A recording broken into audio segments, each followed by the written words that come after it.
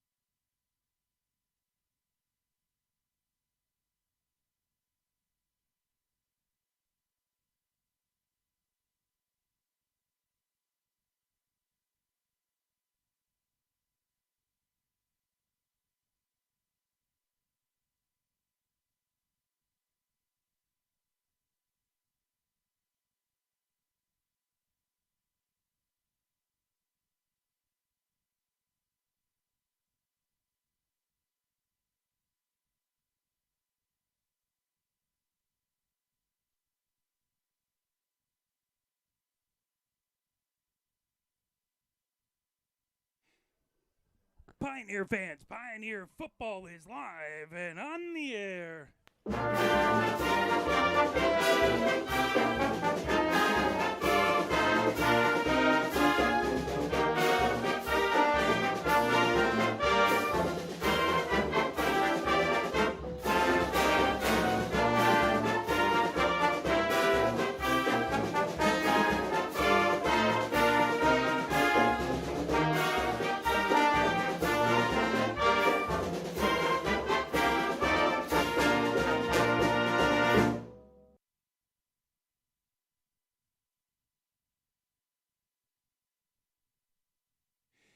Ladies and gentlemen, welcome to Hollway Field, where it is the opening game of Pioneer Varsity Football. As we are excited to be here, counting down till kickoff. As we have our color commentator back for another season. How you doing, Ryan? I'm doing pretty dang good, Mark. I don't know. Can you hear me? Let's make sure. Try that again. I am doing pretty good. I think you all can hear me now, man. Listen, it's been a long year without football, but we are finally back, and you know how much we both love football. Love it and giving back to our community of Ann Arbor. It's a great place, a great crowd showing up already. The first game of the year is always a blast, no matter what the heck happens, Mark.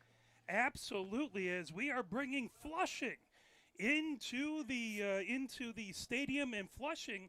Obviously from the Flint area, they have only ever played a team from Washington County twice. Wow. And both times it was Huron, Ann Arbor Huron, interestingly enough. Well, there you go.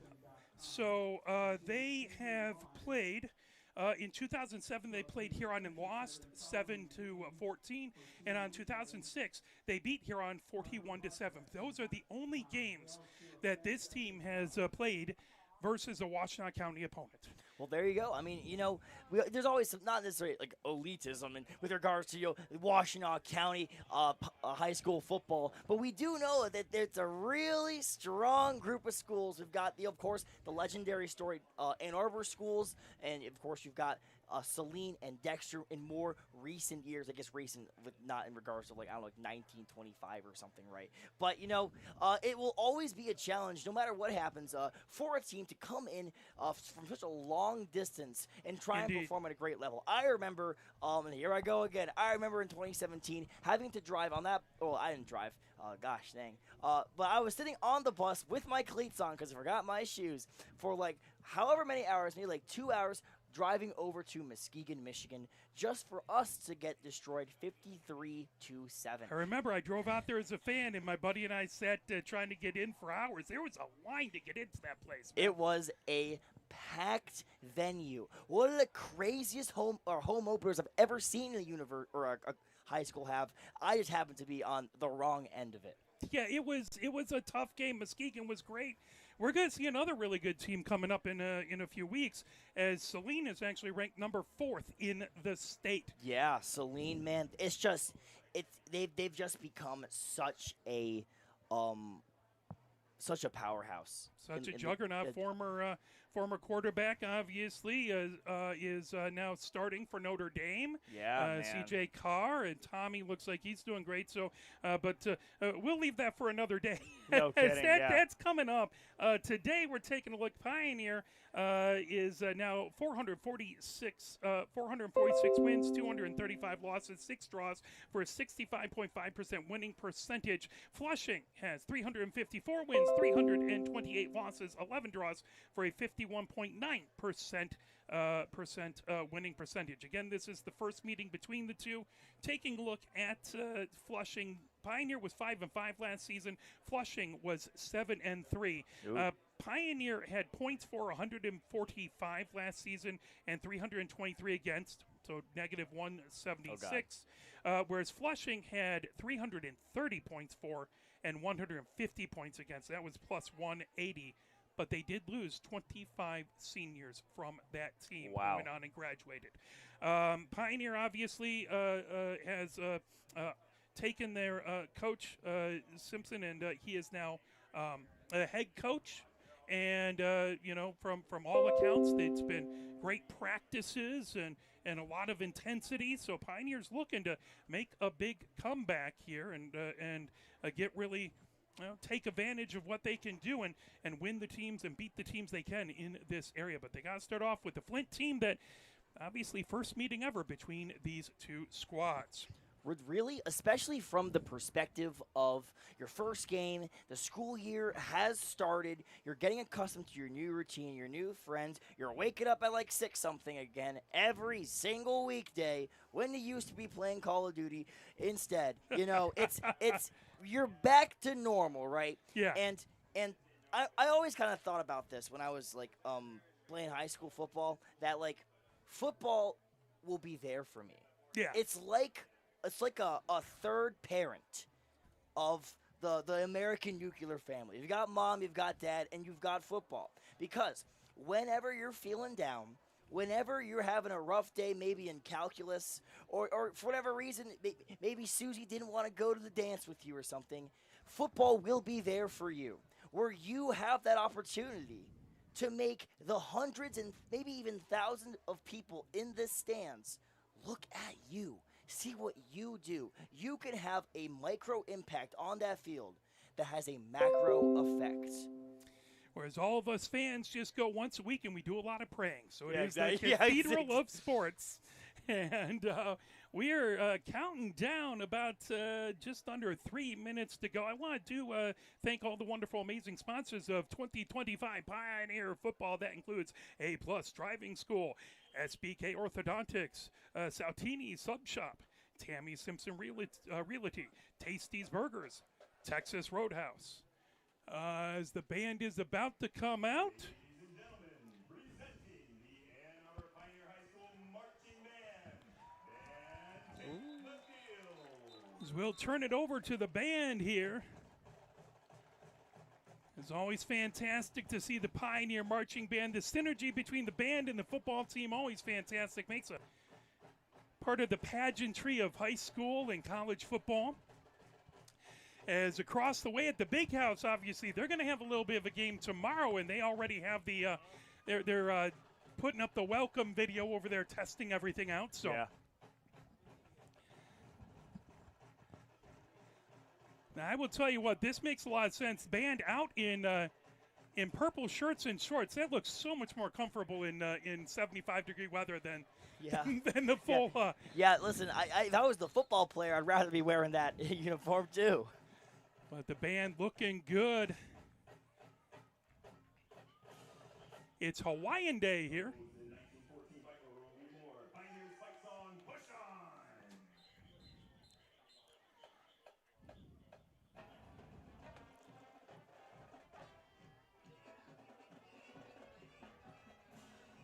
And now, presenting your 2025-2026 Pioneer Drum Major, Michael Wu.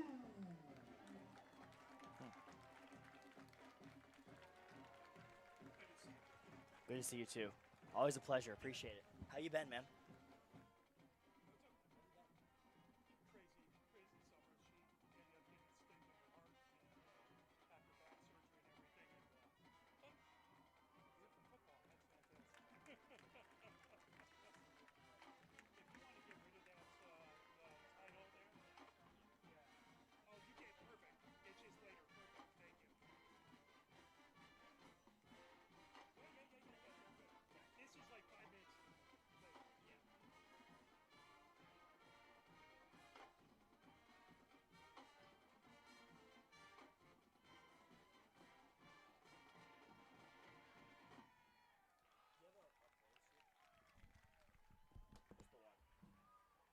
To honor America, would you please rise, remove your hats, and join Mr. Elliot Pollock and the Pioneer Marching Band in the singing of our national anthem.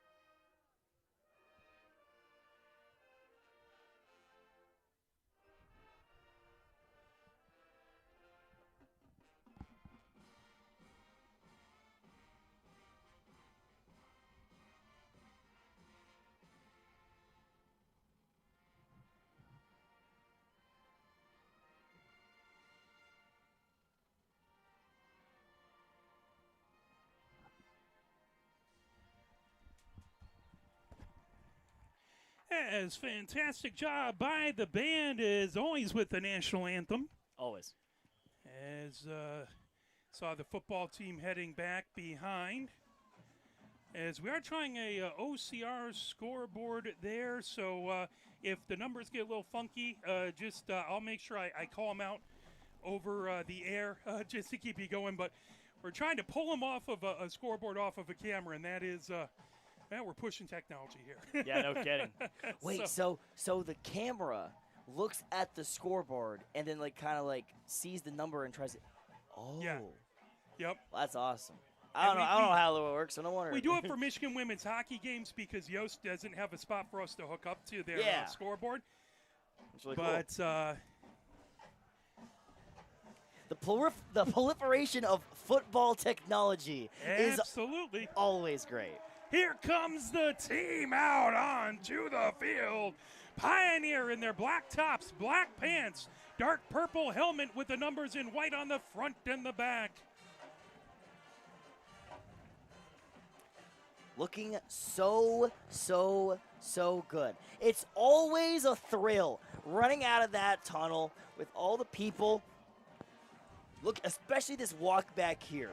You know, it's always the hype being in the middle, right? But then you turn around and you really see the pageantry of it all. You recognize some of the people, the friends, some of the adults in the crowd. You recognize the scenery, the trees, and the stars even at the end of the night. It's the whole experience. You remember these little things. How much you have, as a kid, you got to be able to balance your nerves, balance your excitement and your enthusiasm with the fact that you got some ball to play. As it looks like the Flushing players had pretended to stab a flag into the logo, but then didn't. I guess they mimed it? They mimed it. Well, you know. Hey, look, as long as you don't do any damage to the turf, I don't really. Yeah, listen, we're gonna have it doesn't bug me. A fight in the middle of the field before the coin toss. So whatever you do to get yourself pumped up, Flushing, their colors are orange and black. Their tops are white. Their pants are white. They have the numbers in black, outlined by orange. The helmets are black and orange. And they, again, they're a team that was very good last season, 7-3, but they had 25 seniors graduate, and that is a lot of players. That's a lot of leadership. That's a lot of depth to try and replace for this Flushing team. So both of these squads really hoping to both the Flint area football as well as SEC is very good, and both of these teams want to get this first win before they get into conference play. Pioneer taking on Bedford at Bedford next week. As we get the ball set, we are saying, it's back to kick it away as back deep. We have neither on the near side, and on the far side is Kinsey. We are about to get things going here at Pioneer. Still plenty of seats. Great crowd here. But if you're coming down to the stadium, we'd love to see you as low line drive kick. Touched it up, man. That goes back. Corral back over there by neither. And that's a tackle. That is going to be back at the 6-yard line. Basically, the best start you could have possibly thought of. All right, what could go well here? We could squib it, and then they can down it at the 6. That's a pretty dang great start here for the Pioneer defense. Absolutely. I mean, you worry about special teams. That's a hard thing to make happen Yes. early. Last thing you want to do is have a run back to start off the season. Yeah. The secret third half of football, special teams, as always. It's especially if you don't get that right, your entire season's out of whack. So 1st and 10 on the 6. Don't see the downs and distance on scoreboard there, but that's all right. Shotgun formation. As handoff coming up the middle, and he's breaking free, racing down with it. It's Fisher. Fisher down to the 40, trying to track him down as Rendleman takes him down, but not before Fisher gets over the 50 and down to around the 30-yard line.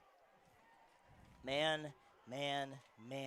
That was such a great start until the second play happens. Then it's like nothing ever happens. You know, I think that was a little bit more of a generous spot.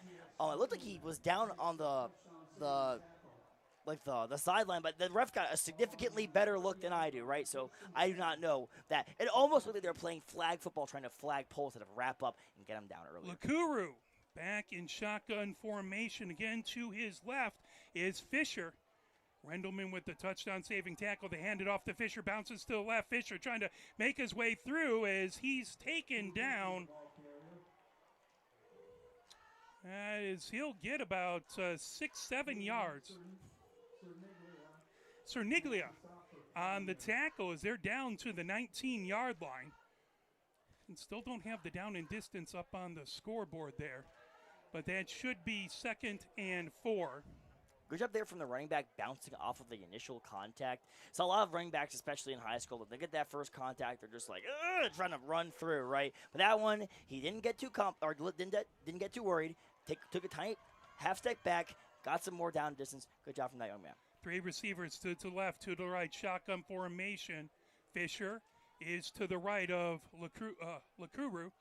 Lakuru, he keeps it, and he'll get about a yard down to the 18-yard line here. 10:46 and counting here in the first. You got to keep your eyes on the quarterback, right? When you do the read option, when they pull that ball back, there are 2 men on that defensive line that have one job to do. One man, usually the nose tackle, is going to get the dive, the running back. Doesn't matter if he has the ball or not. The jet end usually has the quarterback. The jet end, saw the quarterback, saw the ball, saw the tackle, great play. 3rd down and 2 here. 2 backs in the backfield. Shotgun formation. Max protect going to the far side as that will be a 1st down. That ball taken out there by Ingram. As Ingram gets down to about the 14-yard line, they'll bring up a new set of downs for Flushing. They are inside the red zone. Cerniglia with the tackle.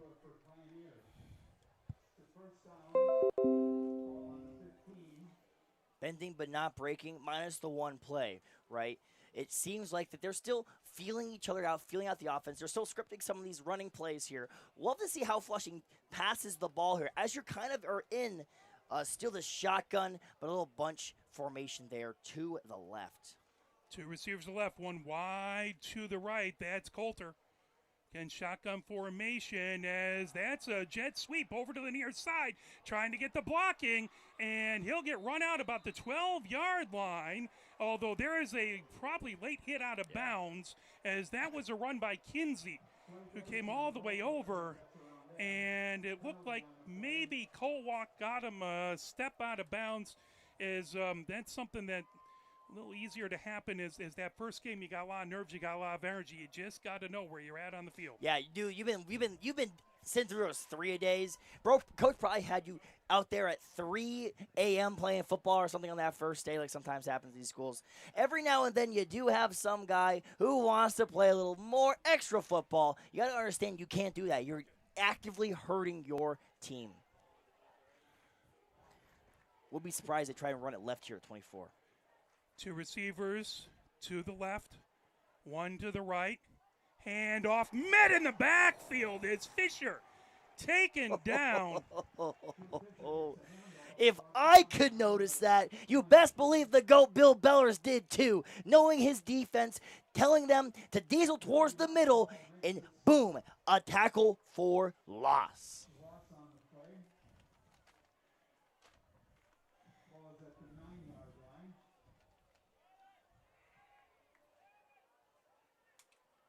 Don't sweat the right clicking and changing anything on the texting. It's okay. Hopefully It just disappeared. Flushing out of the snap. Two receivers to his right, three receivers to his left. shotgun formation. Everyone comes tight to the line of scrimmage. 9-12 left to go. Handoff, trying a sweep to the left. And hemmed in, cutting forward was Coulter. Coulter gets down about to the 8-yard line, but that brings up fourth down, and we'll see what happens. Yeah, and you said this name earlier. It's a name we said a lot last year, and it reminded me, Demetrius Rendelman, man, on the tackle. Rendelman had a big season last season. He's already had a couple huge tackles today. No kidding. 4th and 5, we'll see. It looks like quite possibly the offense staying on the field. No score yet. 4th and 5, 8:30 and counting here in the red zone. As back in shotgun formation, two receivers stacked to left, two to the right. Pioneer showing blitz. Now they step back, and a whistle. Pioneer clapping. That's going to be a false start. That's going to back them up 5 yards. Yeah, hey, there's the nerves, as you said earlier, man. Stack formations are always really awkward to like kind of defend. I was the defensive coordinator and the head coach for the flag football team at the middle school that I teach at. We did not win the championship last year. We lost in the quarterfinals. But one thing that ended up kind of like freaking me out was how am I supposed to defend against bunch and stack formation, especially in flag football where you can't have any motion. It's kind of awkward, right? But it doesn't matter if they false start, Mark.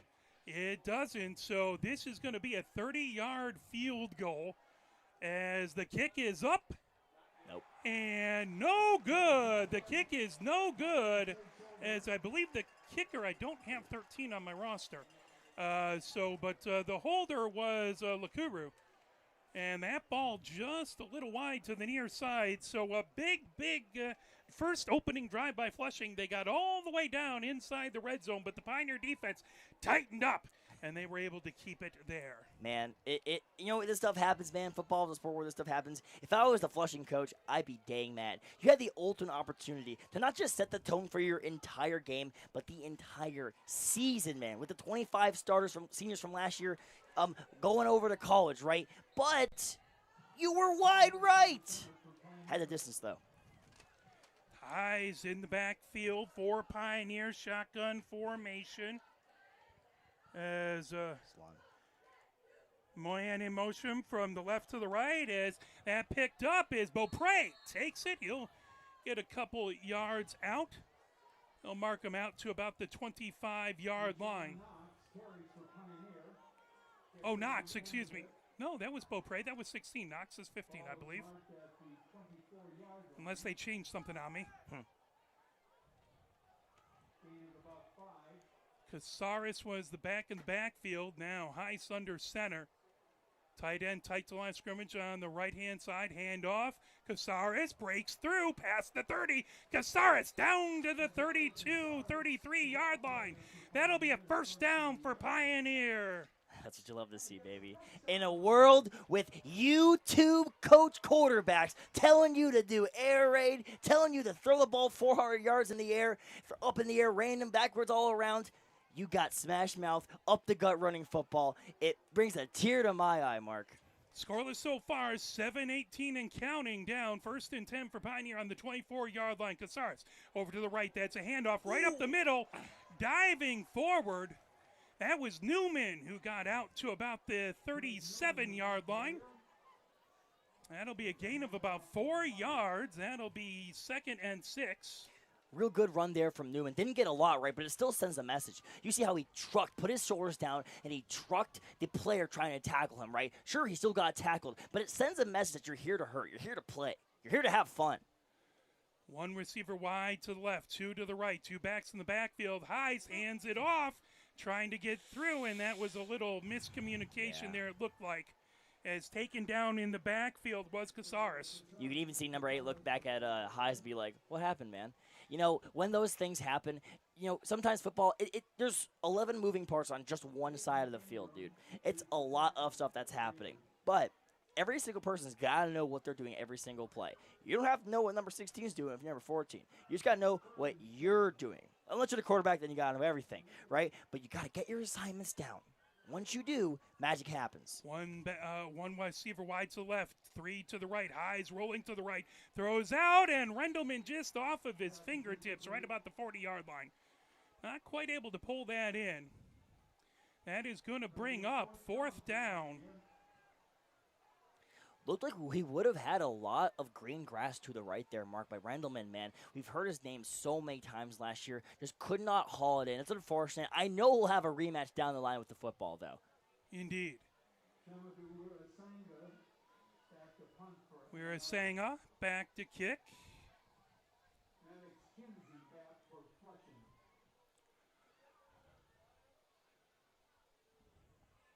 As back, Kinsey floats back. He'll let it hit, and that'll go out.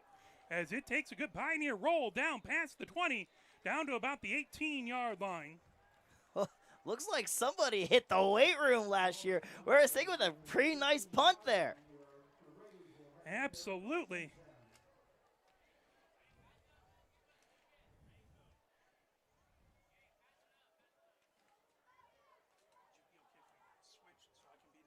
Of course. Yeah. Whatever you need, let me know. You're doing great, by the way. Still scoreless here in the first half. Mark Wiseman, of course, Ryan Williams here on color commentary. Pioneer on defense in the black shirts, black pants, black helmet, or purple helmet rather, flushing white with the yellow numbers. Of course, love to hear and see everyone here watching at home on whatever channel you are. Thank you for supporting your local football team and Arbor Broadcasting. 1st and 10 here, trips to the right. Some motion earlier. Back, throwing over to the right-hand side, picked up by Fisher. Fisher out to the tackle just down before the 20-yard line. Not back to the original line of scrimmage. Yeah, that was really good. Listen, you got to wrap up.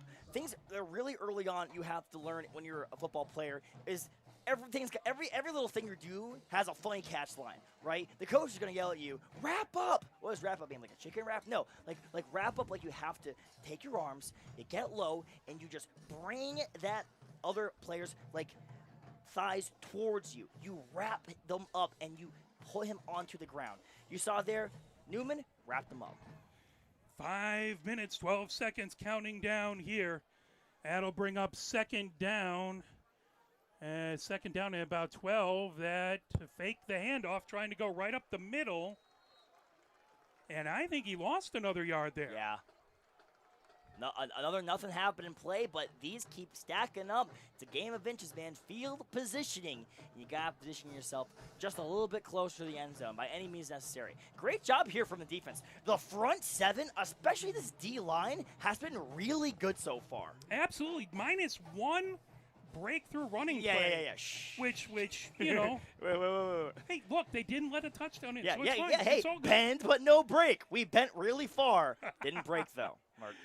Absolutely shotgun formation for Lakuru. Again, Fisher to his left, one receiver to the left, three to the right. Lakuru back, looking over the middle as that's a bomb down there in double coverage, tipped away as that knocked away, trying to see as that was 12, I think, who was on there. Again, that's not going to be a number I have on my roster for Pioneer, but that's all right. Yeah. Pioneer brings up fourth down, though, so the defense, big 3-and-out here. Listen. As a defensive guy in my older years, it may not be pretty. You may want to turn off the channel if you're watching the NFL scene and stuff like this, but to me, it's just so beautiful, man. Oh, yeah. Such well-coached defensive backs there, too. Staying on the hip of the receiver, blocking the ball, not emoting afterwards, getting a penalty. Great. As again, number 12 for Pioneer back deep as that punt comes over to the far side. There is a whistle before out of bounds.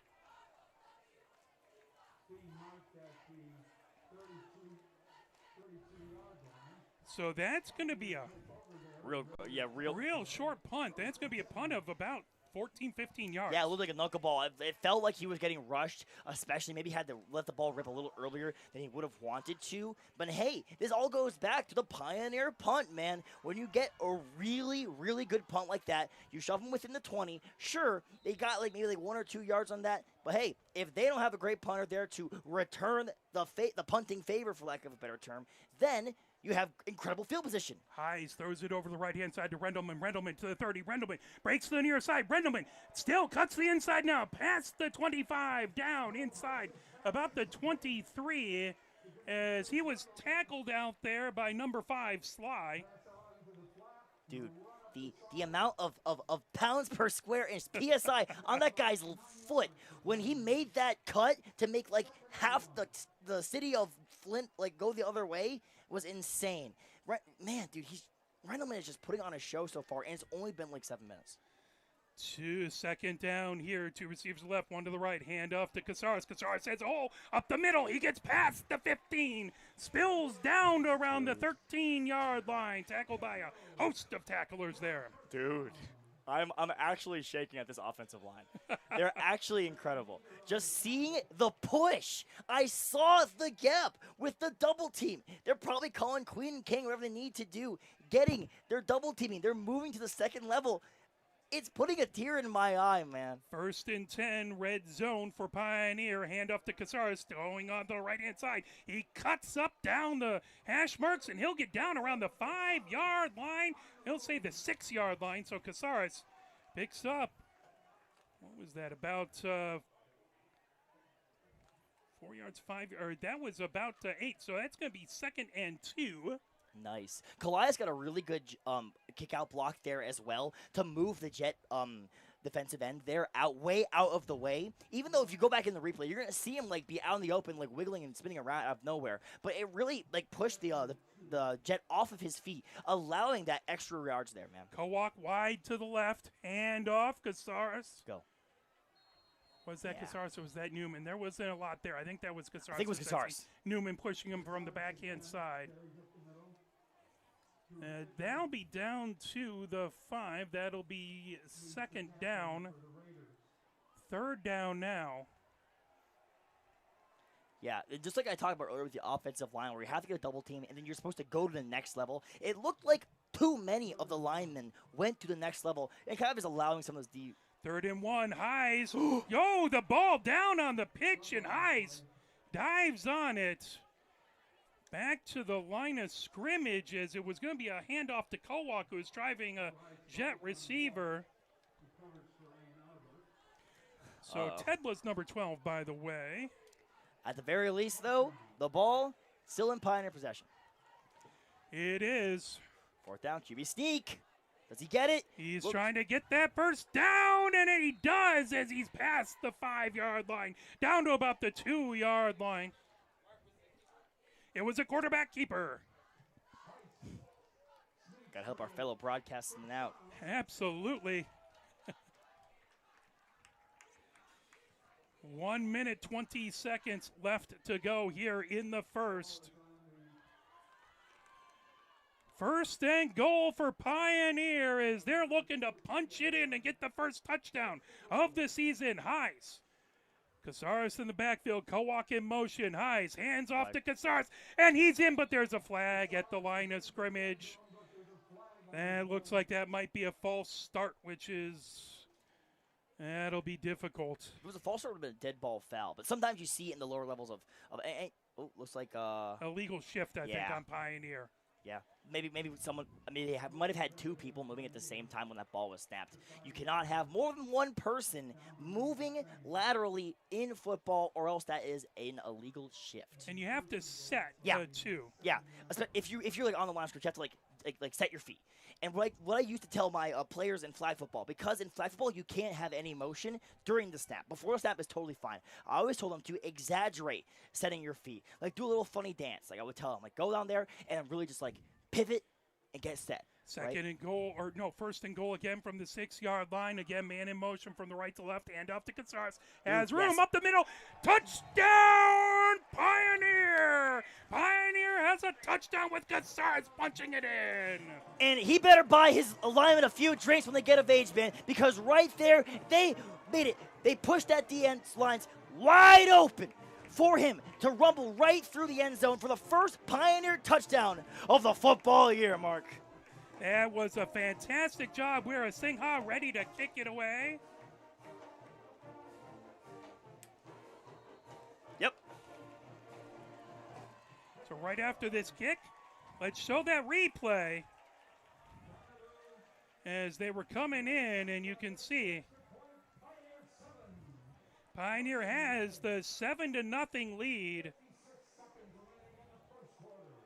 As we can see, they line up, and then right here, they'll snap it. Man in motion as that brings the defender to the left, and Casares, good nifty move, little nudge to the left to find the hole, and right out there. Yeah, it's kind of awkward when you're staying man like that. It does, in fact, if it's man coverage, if you don't stay with that guy, bro, the coach is going to kill me. So I got to run and lumber along that guy, making them have, especially if you're pulling towards that side, a numbered advantage. You see, kids, if you're listening back at home, that is why your math class is important. So please, I know you've got that math test later, and I know you don't want to study. Trust me, it's important, because if you ever commentate football, you're going to be able to want to count on the fly. See, I teach accounting, and that's not math. It's all balancing. Exactly. That's why I bore people to tears during the day. This is why I do this for you folks in the evening. We're Singa ready to kick that away. Two backs back over on the near side is that's going to be neither on the far side. Is Kinsey. Is that ball high in the air? That'll bounce into the end zone as that'll be a touchback. Ball out to the 20-yard line. Listen, if you're getting touchbacks in high school, you ain't got no problems, man. Oh, no, listen. Has a leg. No kidding, dude. That guy's like all leg. He's like 400 inches high, man. He's a big guy. 7-0 Pioneer. 56 seconds left to go here in the first. 6-4. As Flushing has it 1st and 10 from the 20-yard line. And how about that? So a couple good stops by the defense. The offense really has a lot of running. They didn't put the ball down the field in the air. It was all really running by the quarterback. There was one pass to the line of scrimmage to Rendelman. But if they can establish that, that's going to open up things downfield for us. Yeah. You'll hear Tony Romo and Jim Nance, whoever the heck you hear on your television screen in the next few days, talk about this mythical idea called establish the run. As handoff up the middle, Fisher taken down by the entire defensive line, and he'll get about a yard. It is really hard to establish the run when you got 11 hands right against you from the other team. Establishing this run, right, it allows the clock to keep ticking, especially when you have the scoring numbers advantage. Leader's advantage in football is always very easy because if you have the lead, you walk a little slower to the line, you hand the ball a little slower to the ref, everything you can do to maintain your advantage, especially because you're getting the ball again at the second half. Absolutely, that is huge. 2nd and 9. 12 seconds left in the first. Shotgun formation. 3 receivers to the left. Man in motion. Hand off to the man in motion. Coming to the near side. And Cerniglia right on top, as well as Lon. Tackled by Cerniglia and Lon. And that will end the corner. And they will have a 3rd and 5 when we hit the second quarter. So let's, again, talk about some of these wonderful, amazing sponsors of Pioneer Football. That includes the gold sponsors, A+ Driving School, SBK Orthodontics, Sotini's Sub Shop, Tammy Simpson Realty, Tasty's Burgers, Texas Roadhouse. Silver sponsors includes Community Auto Wash of Ann Arbor, Cottage Inn Pizza, Little Caesars Pizza on Stadium Boulevard, Stadium Hardware, and Varsity Ford. Bronze sponsors include Big George's Home Appliance Mart and Meyer. Also, Pioneer Football is a proud supporter of the Miles Jeffrey Roberts Foundation and their empowerment of youth athletes in promoting mental well-being and suicide prevention. Please consider attending the MJRF Let's Tailgate and Celebrate event on September 12th. More information available at the Chuck Wagon at mjrfoundation.com mjrfoundation.org. That was a Skyline hockey player who unfortunately took his own life, and as much as nothing good can come of it, they have really made this foundation and really done what they can to help mental health in youth, and especially in sports, and it is a fantastic foundation. If you can help them, please do so. All right, here I am. Yeah, when you work with kids as a teacher, as a coach, you really care for them. And you hate to see stuff like that. So anything you could do in the audience here. Throw to the right, tackled there as that's caught by Metcalf. Wait a what? Throw by Lakuru. That is going to be a first down. Good 11-yard gain there. Really high, taking advantage of Metcalf's height. He looks like to be a pretty tall kid, if I'm not mistaken. So being able to, whether he wanted to or not, the quarterback, to throw that ball a little higher in the air, and Metcalf, he's got the height advantage. He can jump a little bit. He's got some hops. Jump, catch the ball, get down, 11-yard gain. We move on. 11 minutes, 48 seconds left to go. 7-0 Pioneer with the lead. 1st and 10 from the 31-yard line. Shotgun formation for Lakuru. Fisher to his right, 2 receivers to the right, 2 receivers to the left. Lakuru back, looking to his right, rolling. Throws down the middle as that is caught again by Metcalf. As he will be out. Trying to see who got that tackle. It might have been Horton, but I'm not positive. Might be. This part of the day is really pretty. Looking at the night sky. Oh, gosh, yeah. The sun coming through, it is gorgeous. Yeah, out seeing this, like the weird, just the aspect of the dark cloud underneath, the light blue sky, the football through the air. Trip stack to the left and hanging on to it. Tackled and taken down Lakuru. Trying to get through. Kowak, first person to him as he slowed him down. That's going to bring up 3rd and 1. A very interesting formation there. He got some positive yardage. I'm not going to say that. But, you got all your guys there on the other side. I guess in theory they could try and, go forward to try and maybe move those guys out. But it kind of feels like those immediately started blocking. Kind of a weird formation. Did they give him a first down? Wait, they did? First down. Oh, I thought it was yard short, but see what I get. The officials are right there on top of things, so that's going to be a first down. Well, they tried to, I think, bring everyone out of the middle so they could get that quarterback sneak. Yeah. 3 to the right, 1 to the left as far as receivers go. Shotgun formation again, Fisher at the back of the backfield. He's going to be to Lakuru's right. 4 linemen, defensive linemen, throw to the near side. That one's caught, pushed right out of bounds, as that is going to be Tedla with the tackle. As that was neither with the catch. Love to see the coaching staff on the side. Coach Bellers pointed down to the spot. Hey, that's the spot. And it looks like the official here spotted the ball where Bellers spotted it. I think he gave a little bit less of yards than that would have got it. That's what you got when you're assists, man. Got to have your coach assists.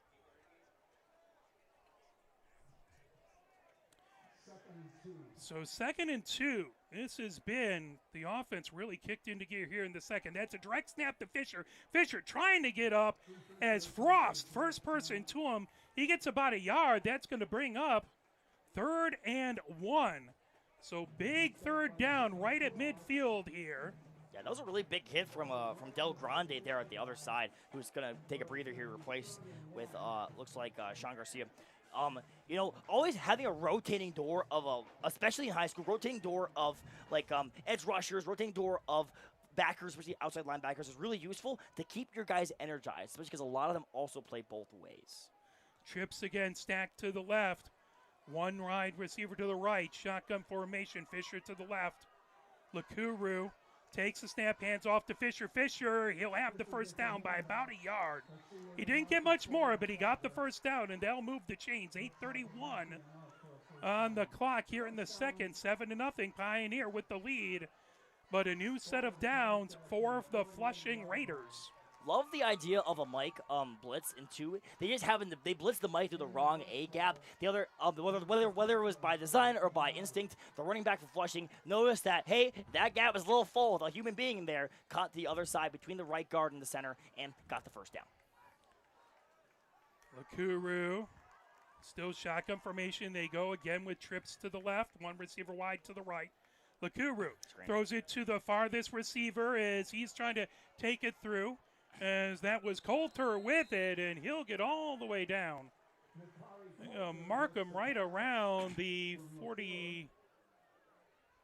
Look at the one receiver. The other one bringing it back. So I have him at the 38-yard line. Yeah. Screens are so scary. I know that was kind of a running gag from last year, Mark, where we talk about these screens, whatever Pioneer call them or the other team call them, and sometimes they just get blown to bits, and we'd be like, what is going on here, man? Get the hospital stretchers out. But sometimes you get screens like that. When they work, they are working. 1st and 10 from the 38-yard line here for Flushing. Again, they keep the trips to the left as Lakuru throwing, caught wide open, racing down is neither. Scores the touchdown for Flushing, and that will make it 7-6 as both offenses took a couple drives to get going, but they both really poured on the last couple moments. Yeah, I know it made a little fun of the weird trip stack to the right, but you see what I saw would be a low, middle, high concept, right? You had the guy show screen down, that's low. You saw the guy do a little 5-yard curl, that's middle. And you see the guy do the streak, that's out. The quarterback has got to look one way, man. He looks the one way, he sees, all right, he's covered, he's in the house, throw it down there, great catch, great touchdown. Now it's going to be a tied game, kick pending. I do not have 13 on my roster for Flushing, but he does kick it through. So they put it through. It's 7-7 now. 7:12 left to go here in the second. And yeah, that trip. So they throw it to the furthest back running back. Yeah. So we have blockers, and then when everyone focuses on that, they throw it far. Exactly, as neither was able to get past it. Pavlov's conditioning. Ended up alone out there. So that's something that the team will obviously focus on, is they use that same formation multiple times and really set one up for another. Yeah, so now it's going to be a little obvious for coaches to see that, all right, we see this weird trips right formation, or trip stack left formation a lot, whatever you want to call it. How are we going to game plan around that? I don't know what Belarus's go-to trips stack left call is, right? But maybe you do have a little type of two-man far back, just in case they let it go, to have that person to maybe perhaps a safety back there. But, of course, I do like being able to rush him forward because they just got beat on a screen. As back deep, Marshall to the near side, Tedla. Back deep on the far side, ball right at the 40. 7:12 left to go here in the second, 7-7. Good defense early. Now fans of offense will be happy. And Pioneer looking to answer back. So we're efforting number 13. We'll see if we can figure out the name of that kicker, but he's back. You've got time here. 7 minutes is more than enough. That ball hits and down as that'll roll past, picked up by Tedla. Tedla past the 20, up past the 25, spills forward to right around the 27-yard line. Looks like it. So Pioneer will get going 1st and 10 from the 27-yard line as right. we're all knotted up 7-7. Jackson So Sawaski. is number 13.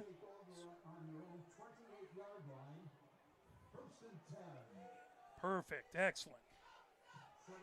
So we appreciate that. Sawaski, the kicker, as he had a good kickoff and a good extra point.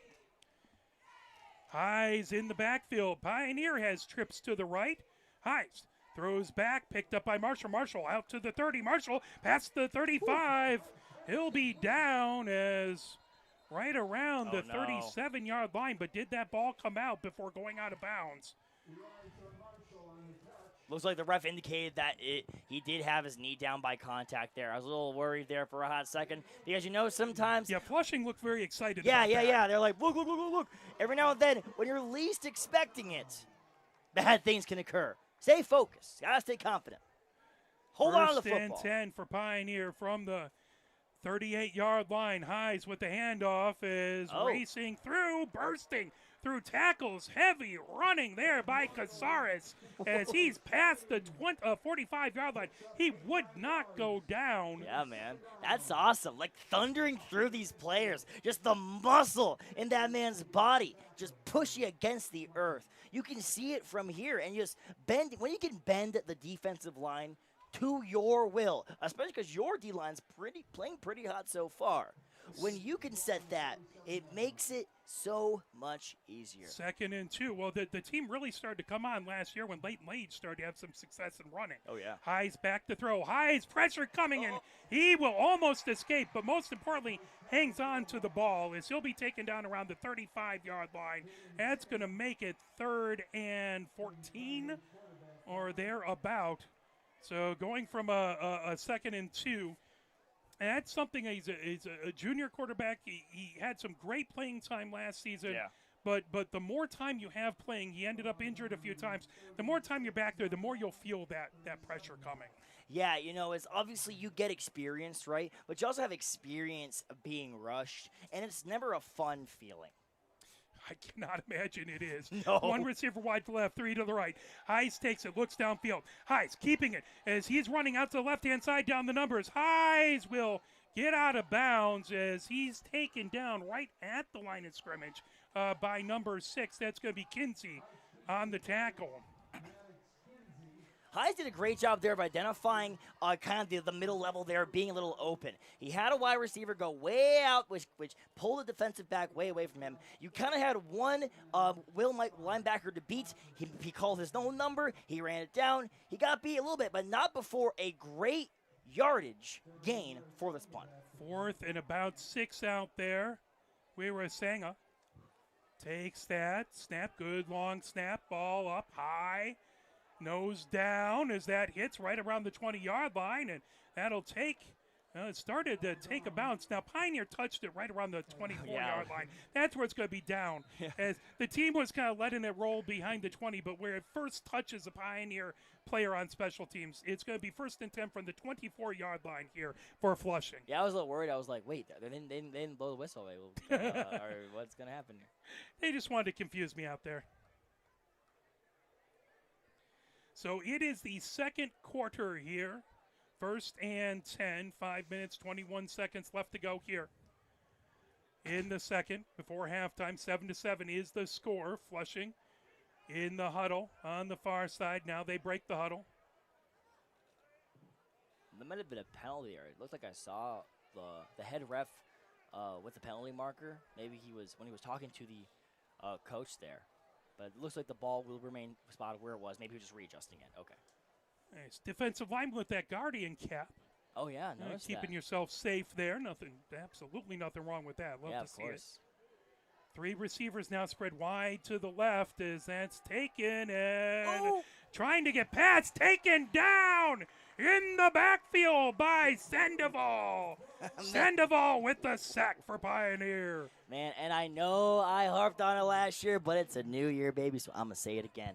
Nothing feels more divine in a young man's heart, more than a sack of the quarterback. It's basically the only thing you think about. When you play D-line, you wake up and you're like, I can't wait to get this sack. If it was a loss of yards on the running back for 400 yards, listen, that's still not as great of a feeling as a sack, man. It just brings so much joy. Well, Lakuru looked like he had room, but all of a sudden the defensive line collapsed on him. It collapsed in, right? It's a team effort. One guy gets credit with the sack, but again, it's all those 5 men on that line of scrimmage, dude. They're playing hot. Shotgun formation for Lakuru, takes it, looking to the right now, throws over the middle and off the fingertips of Coulter.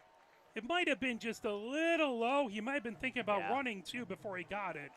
He just had Tedla to beat there onto the left side. Tedla has been playing good so far today as well, so maybe he would have gotten that tackle. But, hey, you have all these things. You got to catch that ball. It's football, not foot walk away, all right? I've always stressed that with my players. You have to catch the ball. Focus on the ball first. Then everything else is natural. So here in the second quarter, that is going to be 3rd and 14, 4:28 left to go before halftime. 7-7 is our score. Flushing huddled up, taking their time. Now they break the huddle and head to the line of scrimmage. Pioneer with 4 linemen at the line of scrimmage. Linebackers about 5 yards back. Shotgun formation again for Lakuru, but a whistle, and I'm wondering, is that delay a game? Yeah. It's hard without you don't have play clocks. Yeah. So it's really tough, but you got to kind of have that in your head. Yeah, it's kind of really just up to like the quarterback coach, the head coach, the quarterback to kind of just keep an eye mentally on the clock. You know, try and manage it. As I learned, because I was the head coach of the flag football team, right? I had an assistant coach 2 years ago that I was coaching with, but he really did everything with clock management. So last year it was really hard for me to just see the ref and see him counting down 6, 5, 4, and be like, oh my God, just smack down, please. And it happens to professionals who have a play clock. So there is a lot that happens before that snap. And so no matter who you are, every once in a while, that's going to get you. Of course. You see it on TV. You see it in person, man. You got to keep that play clock in mind. 3rd and 14 is ball at the 20-yard line. 7-7 is our score. 4:28 left to go before halftime. Again, the stacked receivers, 3 of them to the right this time. 1 receiver to the left. Lakuru taking back, looking to the left, throwing down the near side as Pat knocked away.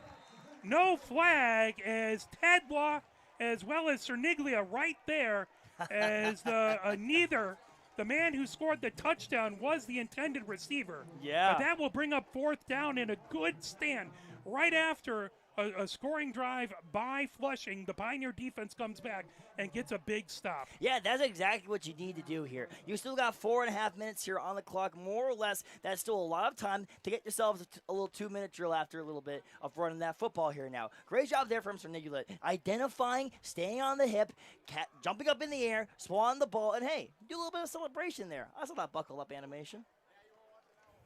As that ball back now, kicking that away is Tinnen. So as soon as we get number 13's number, that hit, but that'll be down as that touched Metcalf right around the 48-yard line. So Conley is number 55 for Pioneer.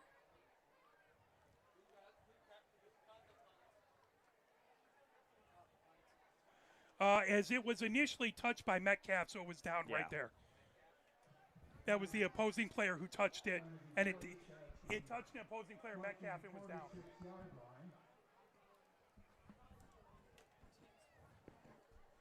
As we're all trying to help each other up in the press box. Fantastic crew up here. Man. Couldn't be luckier to work with such a great team up here. Yeah, including my amazing wife trying to help out just to my left, who puts up with me, and I don't know why still. I really don't. Hey, Ryan just shakes his head. You don't know why either. Listen, man, bro. I've had a long summer, long winter. You guys don't even know with that. I've got a house. I got broke up after 5 years. The only thing I got left is football, and it feels so good. Coming over to the next side, Kowak on a sweep as he'll be taken down at the 49-yard line. So that'll be. As that is going to be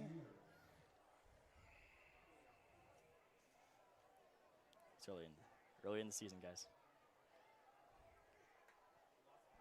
Kowak? As now, 2nd and 15. I formation. Highs under center. One receiver to the left, one receiver to the right. As that's a handoff to the deep back, and tackled right at the line of scrimmage. That was Casares. He gets a yard back to the 50-yard line. But that Flushing defensive line really, they were not moved off of their blocks. D lineman got a pretty good jump on Henry Westfall there, who he kind of slid a little bit towards the inside. And when we would have a really dang good job of just hitting the A gap and seeing what happens, right? But just there a little bit more powerful than you would have expected. When Westfall kind of let that guy go through, he slid through. Now, going back onto that, they try to go for that again, right? There's a lot more energy, as we see a timeout there for Pioneer, right? Pioneer wants to talk it over. Yeah. As with 2:57 left to go before halftime, you have a 3rd and 14. As Pioneer, have they thrown far downfield yet? No. Is it still the one time only that they threw? Or the one incompletion and then the one completion to the side, right? I believe that's it. We don't have a stats person at this moment, but yeah, I think they've only had. No, it's okay. They've only had 2 passes thus far. They're definitely in a passing down here. So that offensive line, instead of trying to blow people off of their blocks, they're going to have to stand their ground. They're going to have to give Highs enough time to find someone downfield and make something happen here. Yeah, and High's been playing really hot there, but when he doesn't have time, of course, every quarterback, they rush to make poor decisions. You don't want to let a pick go off right here. I see the 3 right here, and I want to try maybe a little bit of a flood technique so you can keep the clock, have 11 keep going forward, and have the slot receiver about the 40, maybe 35-yard line, cut in or outwards towards the outside. Maybe see if you can do something here because it looks like man coverage. 5 wide, 3 to the left, 2 to the right. Highs out to the left-hand side as he's trying to run, as he will get out. Uh-oh. As he's past the 50, but he will not, well short of the first down. He went into the Flushing bench there. Looks like a member of the chain gang might be injured. So he was, Highs had a head of steam going out of bounds. Yeah, no kidding. I would not have wanted to be in that guy's way, with pads or not. And, yeah, there's a person down over there. By the way, the chain gang is all volunteers. Yes. So we really appreciate them. Dangerous game. As there is, again, someone down there, or is it someone down, or did the they're currently standing up. Oh right. no, the look, it's bent. The chain. Oh, it was completely bent there. They're trying to get it back up.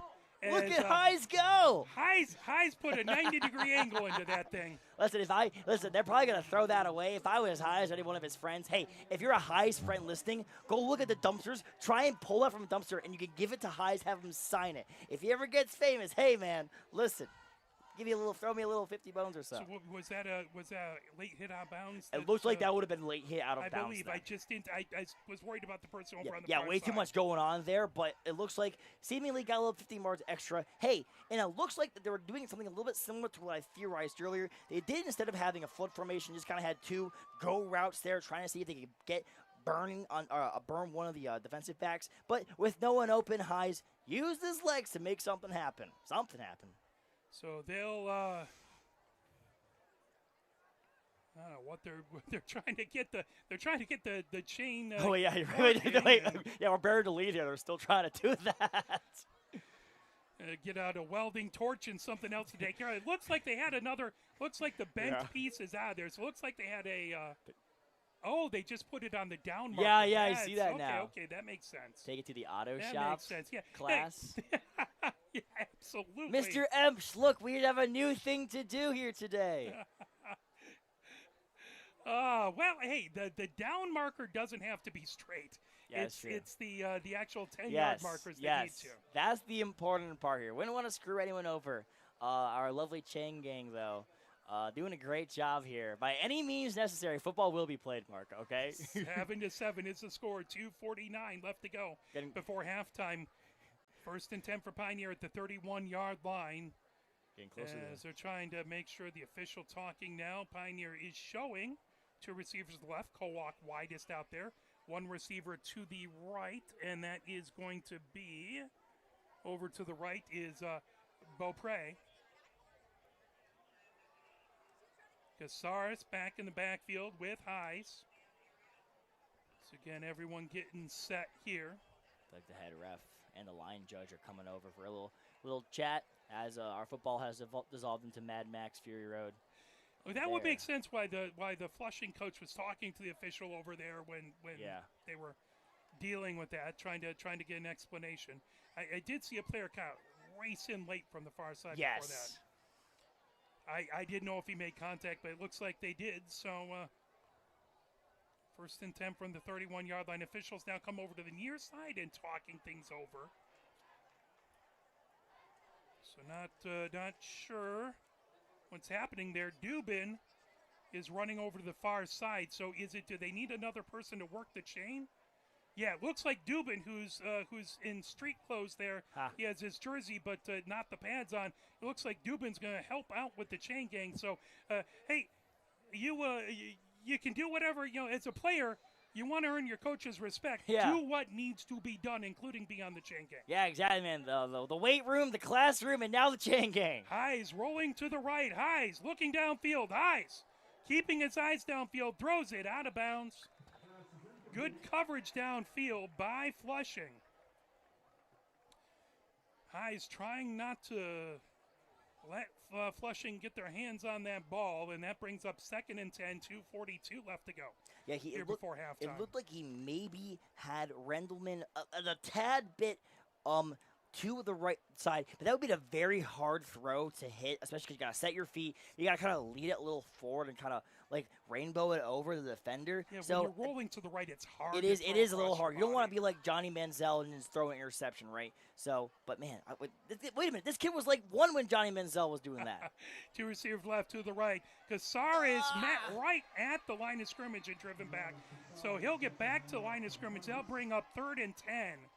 As this Flushing team has really, Pioneer established the offensive line of scrimmage early, but Flushing the last 2 drives that defensive line has let themselves be known.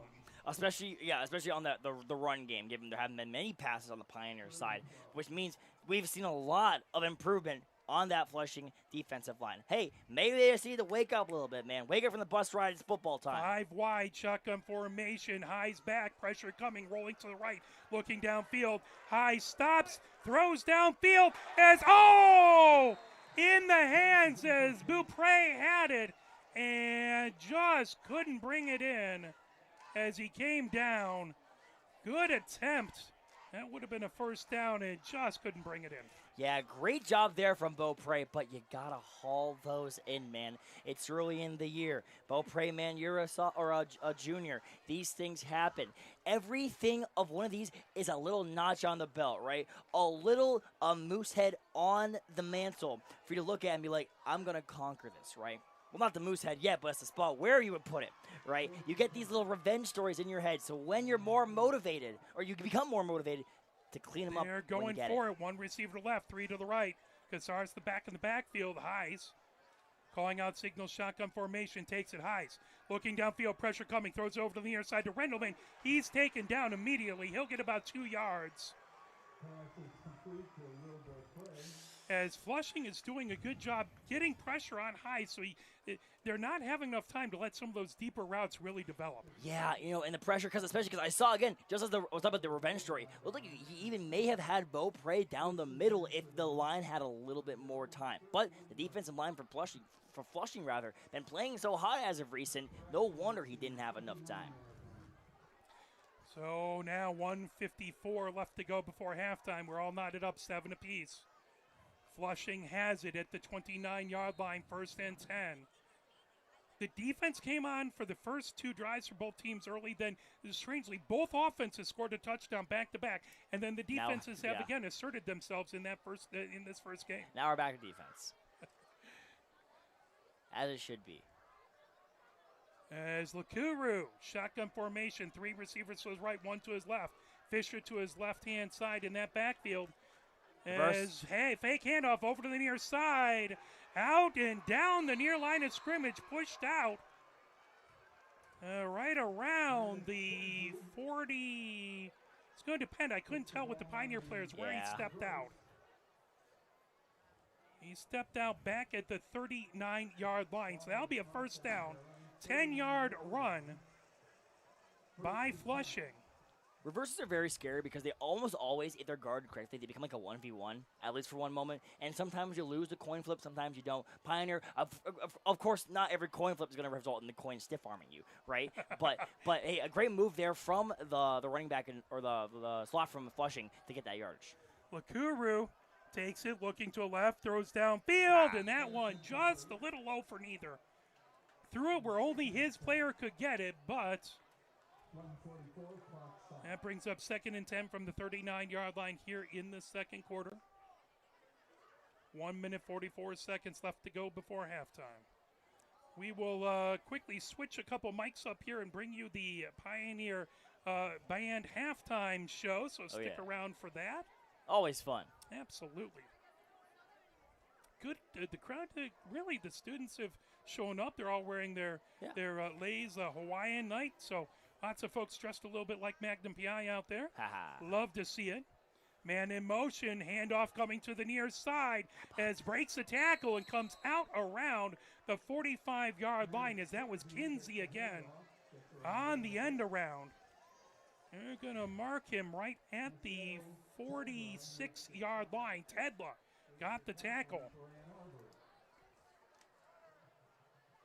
That is going to be 3rd and 2.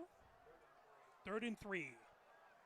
So 3rd and 3 from the 46-yard line. Big stop here for Pioneer.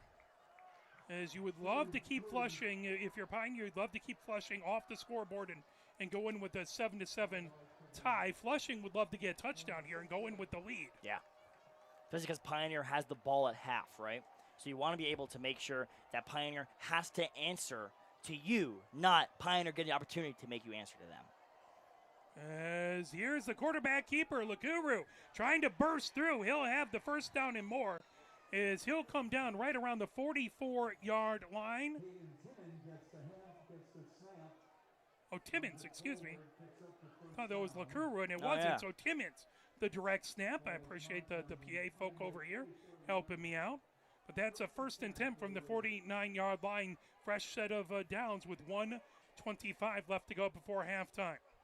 Lakuru back, looking to his left. Now rolling to his right. Lakuru. And still looking downfield. He's hit as he throws. That low skipped into the hands. Incomplete. But that'll stop the clock with 1 minute, 14 seconds left before halftime with a 2nd and 10 for Flushing. Man, that was an unlucky, or a very lucky break there from Pioneer. Again, talk about Van's angle. That really could have gone either way. It almost looked like he caught that one.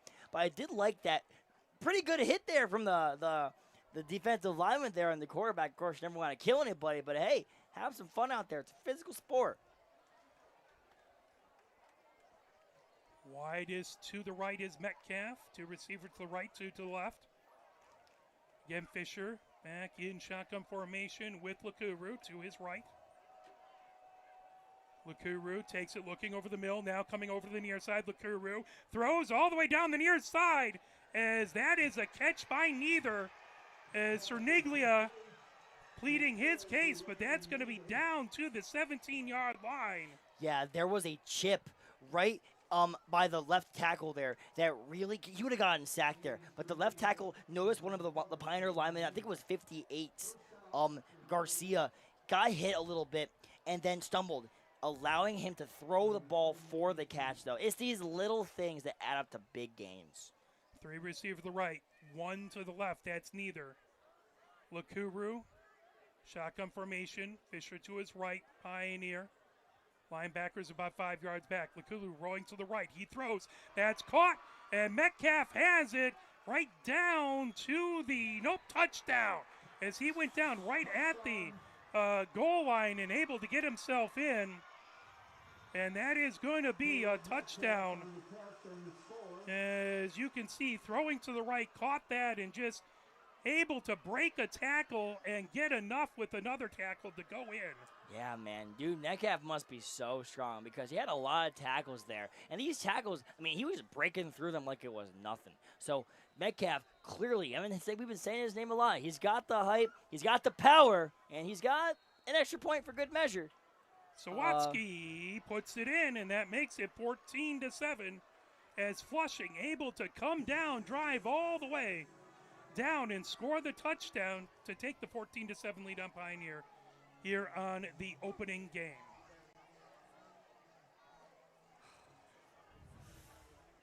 47 seconds.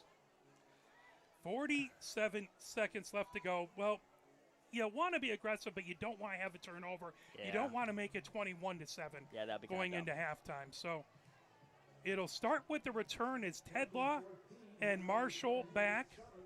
Tedlaw far side to the right, Marshall to the near side. If they fire it deep, the up back over there is Beaupre. You know, usually at the beginning of the season, you do play it pretty safe. You don't go for crazy reads. You don't go for crazy plays. But every now and then, you got a little bit of a, not to say loose screw, we got a little bit of a creative mind there at the offensive coordinator position, who maybe wants to go for some deep shots, who wants to make some, put the momentum back in the Pioneer fans, the millions and billions watching at home. So maybe you do, but also you can just kneel it out and go to the locker room. Let me go to the bathroom. They brought a fair student section coming all the way from the Flint area. Yeah, they did. They have a number of fans over on that far side, so they traveled well for not a close game. Yeah, it's like an hour or so away, probably even like an hour and a half, dude. So it's good to see. I love it, especially students, because maybe you're just like friends of a friend of that guy or your boyfriend or maybe you're a friend or whatever, right? The fact that you're going to go out of your way to support your guy on a Tuesday when there's so much else in the world is awesome. Sawatsky puts it up as that is going to hit and be caught coming down the far side. Tedlaw has it, trying to get around the 20. Tedlaw popped as he retreats back to the 15, and he'll be dragged down right around the 15-yard line. They'll mark him at the 16. Almost looked like it might have been going towards the sideline and out of bounds there maybe, but yeah, I also kind of saw that too, but he had a better advantage angle. Tedlaw did. But you ever want to start at the 15, especially when you could start at the 45. But hey, God forbid that it doesn't go out of bounds and then the other team gets it. So, got to make, something happen.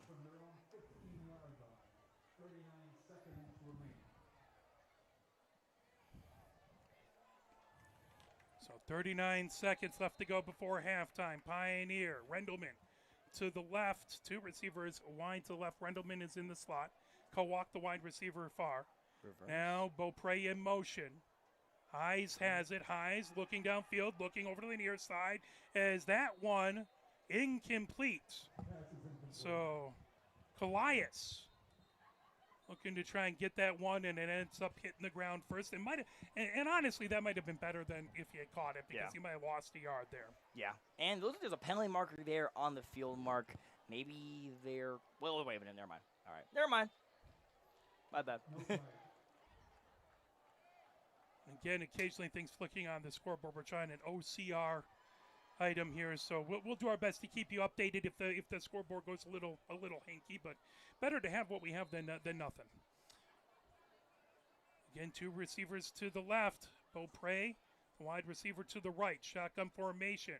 Hayes takes it. Hayes hands it off. Casares spills forward past the 20. He'll get out to the 22-yard line. That will be 3rd and 4.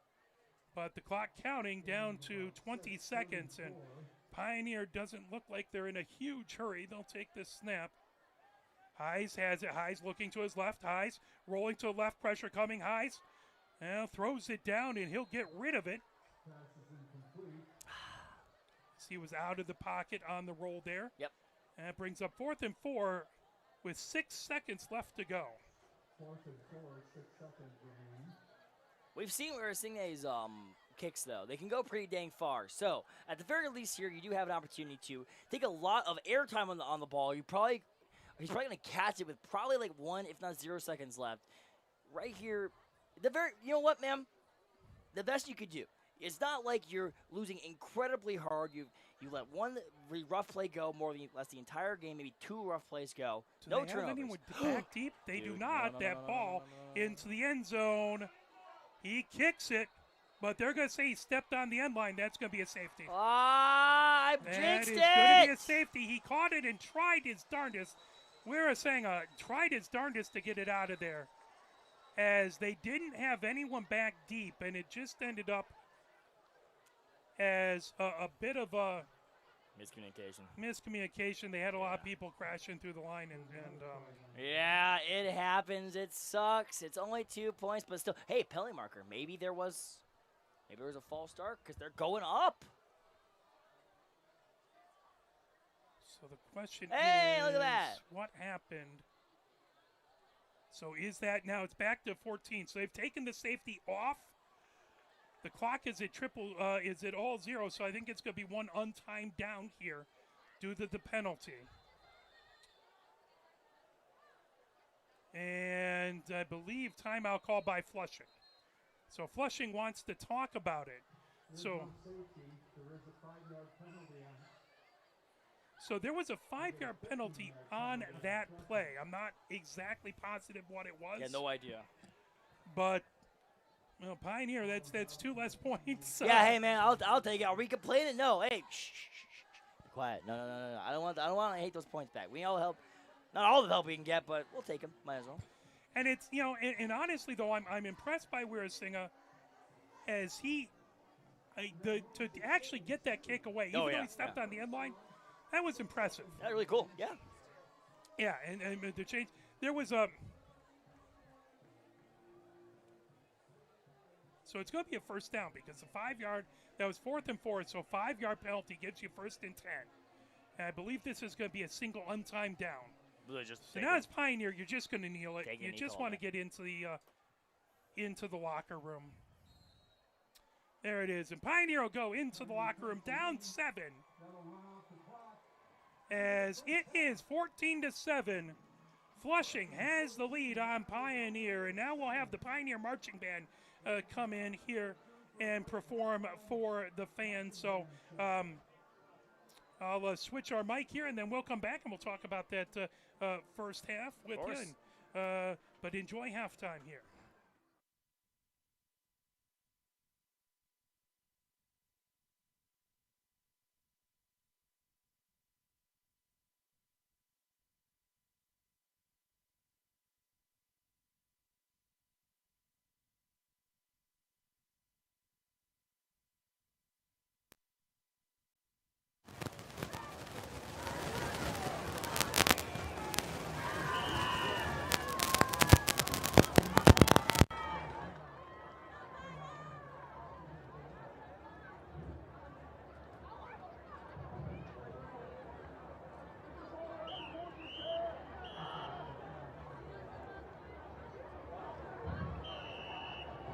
Ladies and gentlemen, the Pioneer Marching Band. Tonight's halftime show takes us back to the days of cereal bowls, pajamas, and watching cartoons on the only 3 channels your fun years ago. Grab a seat on the couch because the band is ready to bring some of your childhood favorites to life with tonight's show, Saturday Morning Cartoons. First, we head into the sewers of New York City to join Turks and Turtles in a half show. Bursting onto the scene in 1987, Teenage Mutant Ninja Turtles combined humor, action, and unforgettable catchphrases into one of the most iconic cartoons of the late 80s and 90s.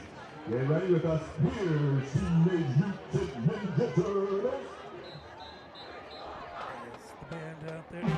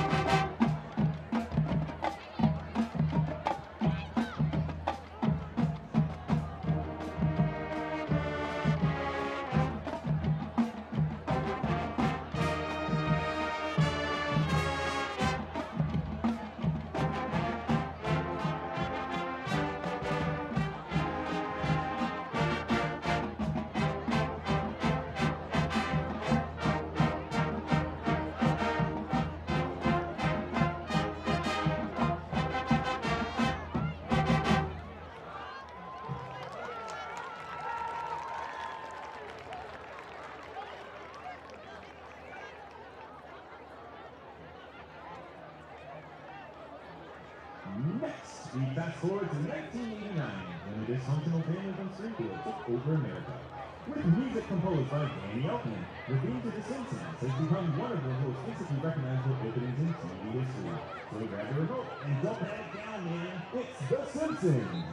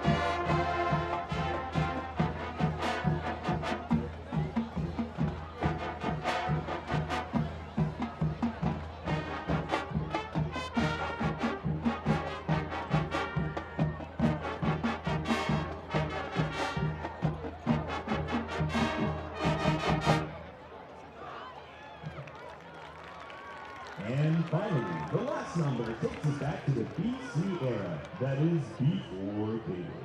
This Hanna-Barbera classic became the first animated series to hold a primetime television slot, and its unforgettable theme song has remained a staple of American pop culture for generations. Yabba dabba doo, here's the Flintstones.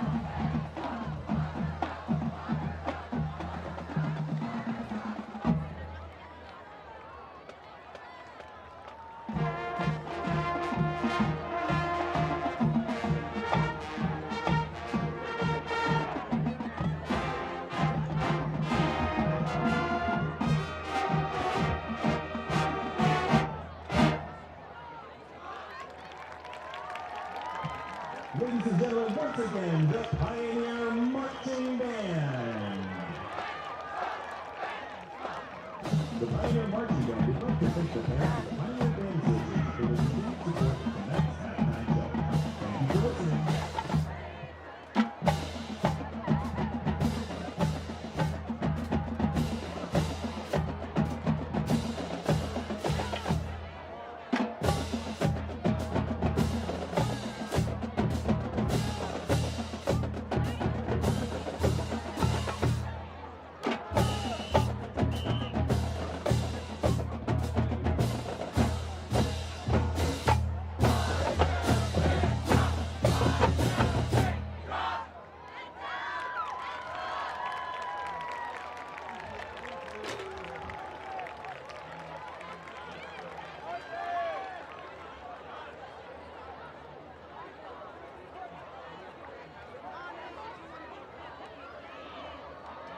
Once again, the annual Varsity Football program would like to recognize and thank local businesses who have supported this program with their generosity and support of youth activities in the community.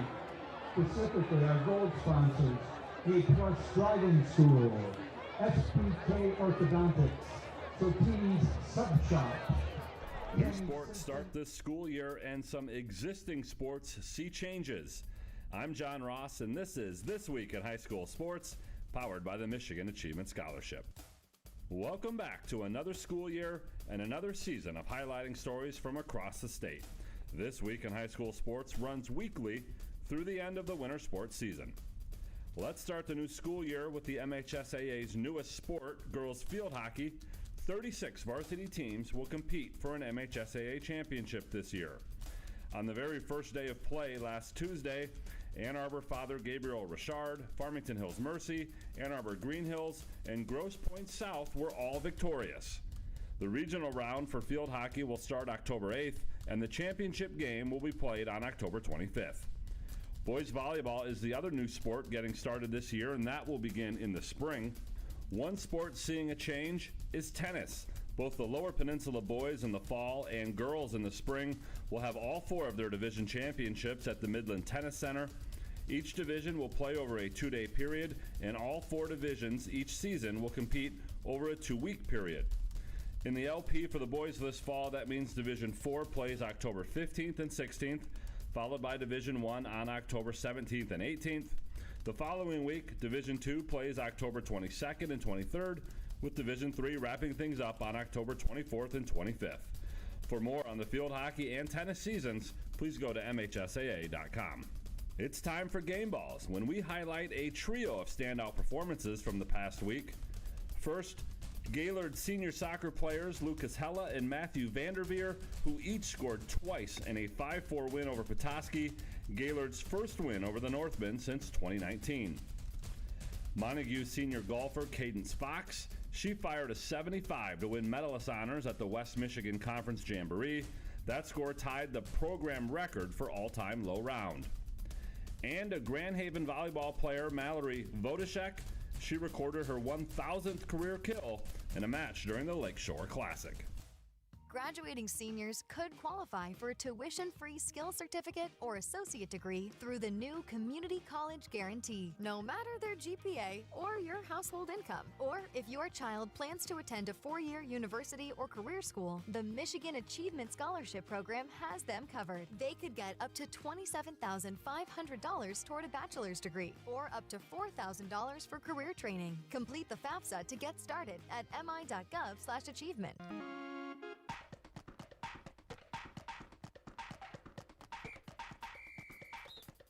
Our weekly Be the Referee feature takes a look at the fine art of officiating with registered official Paige Winnie.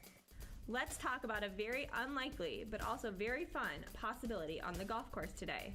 Golfer 1 is playing their approach shot first from about 100 yards out. Their shot takes 2 bounces on the green and rolls straight into the hole for an eagle. What a shot! Golfer 2 is next and has a shot from about 80 yards out. Again, after a couple bounces, it's rolling straight for the hole. It rolls into the cup, but because the first ball is still in there, it hops out and comes to a stop about 3 feet away. What's the ruling? It's still an eagle for the first golfer, but the second now has to putt from 3 feet out. There's no penalty, but the ball is to be played as it lies. Hopefully the birdie putt is good. Thanks, Paige. Now more than ever, we need officials. If you're interested, please go to the MHSAA website now to register. On the football field, the MHSAA 11-player football finals are just a little more than 3 months away. This year, the even divisions, 2, 4, 6, and 8, will play on Friday, November 28th. The odd divisions, 1, 3, 5, and 7, on Sunday, November 30th. All of those games will be at Ford Field in Detroit. It will be a busy 4-day stretch of football in Detroit, with the Lions and Packers on Thanksgiving Day, and Michigan State playing Maryland at Ford Field on Saturday, November 29th. The 8-player finals will be 1 week earlier on Saturday, November 22nd at the Superior Dome in Marquette. And for the first time, the 8-player semifinals will be played at neutral sites. Previously, those games were played at the higher-seeded school. Selection Sunday is October 26th, and the playoffs start 5 days later on Friday, October 31st. For more on football or any of the other 7 fall sports, go to MHSAA.com or follow us on X, Facebook, TikTok, Instagram, or YouTube.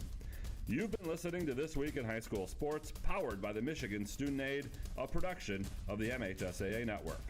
Thanks for joining us. I'm John Ross, and we'll be back next week. As it is 14-7, Flushing with the lead here coming out of halftime. And any thoughts about that first half that you want to talk about, Ryan? Yeah, remember we established the run, Mark, very early on, talked about establishing the run. And then the run kind of got, unestablished. You got to establish that thing again, man. You can't just be like, all right, we're going to establish the run and then win, but also forget to run. And then instead of having these long drives, these meaty 20-yard drives and the touchdown, you're going maybe 3 or 4 and out, right? Because you're not converting, because you don't have enough yardage gained from these bits and bob tiny runs. You have to establish these runs. The O-linemen have to set their feet. They got to drive the defensive linemen out of the way to allow Rendelman, to allow especially Newman, who's doing a great job there, especially on these gut runs. I'm seeing Newman, and I'm seeing, the ground tremble when he's running there, right? But if there's a big old guy in front of him, he's not going to go very far. So if the O-linemen step up, that's a great one. Additionally, I also saw a lot of high tackling on the outside. I get it. You're young. They're running fast. You're going to try and catch by any means necessary. But if you tackle really high, it's not going to get it's not going to be a tackle. It's going to be a missed tackle. You got to wrap up, get low, drive their hips, get them to the ground.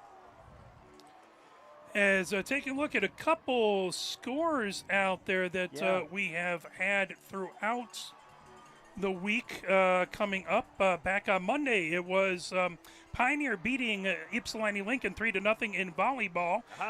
In soccer, it was Pioneer beating Dexter 5-0 on Tuesday. In field hockey, Pioneer defeated Chelsea 2-0. And yesterday, it was boys soccer beating Monroe 5-1. Well, there you go. Lots of victories here for the boys and girls in the black and purple. Absolutely, absolutely. So excited to see all of that work out, and hopefully we'll be able to have a couple additional broadcasts this week. What we are hoping to cover, so long as my day job does not get into the way, is coming up this week. We're hoping to have the field hockey game on Tuesday. Nice. Nope, sorry. That would be the men's soccer game on Tuesday. That would be versus Skyline, 7 o'clock at Hollway Field. Then the next day, on Wednesday the 3rd, it's Pioneer field hockey versus Skyline, 6 p.m. here at Hollway Field. Pioneer football is at Bedford, 7 p.m. on next Friday. That game will be on the NFHS network. Nice. And then we should have the men's soccer game versus Canton, 1 p.m. from Hollway Field. We're hoping to have that on the 6th of September. As everyone getting put together here, as they had the clock countdown, then they put that 3-minute warm-up period out there. So we get to see that, and really beautiful, nice sun setting. You get little reds coming throughout the sky here. A little cotton candy, as always. Look like you could pick it up and eat it sometimes. But it's just one more thing that adds to the focus, Mark. There's so much stuff going on when you are a player of football. So many moving parts in your life, and of course the game, obviously. Being able to compartmentalize all of this and be like, yeah, there's a lot of good life. But it's all going to feel a little less good unless I make sure my assignment's done right.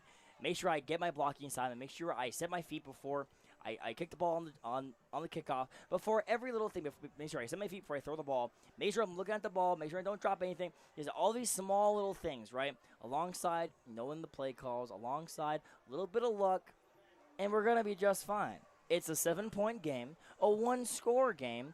We've been having a pretty good kicking job so far. Would not be that worried. However, the first few minutes here, Mark, especially because Pioneer has the football, dude, are going to be essential. What assignments, what adjustments did they make in the locker room that are going to be telling us how they adjust each halftime down the long 9-week season, dude?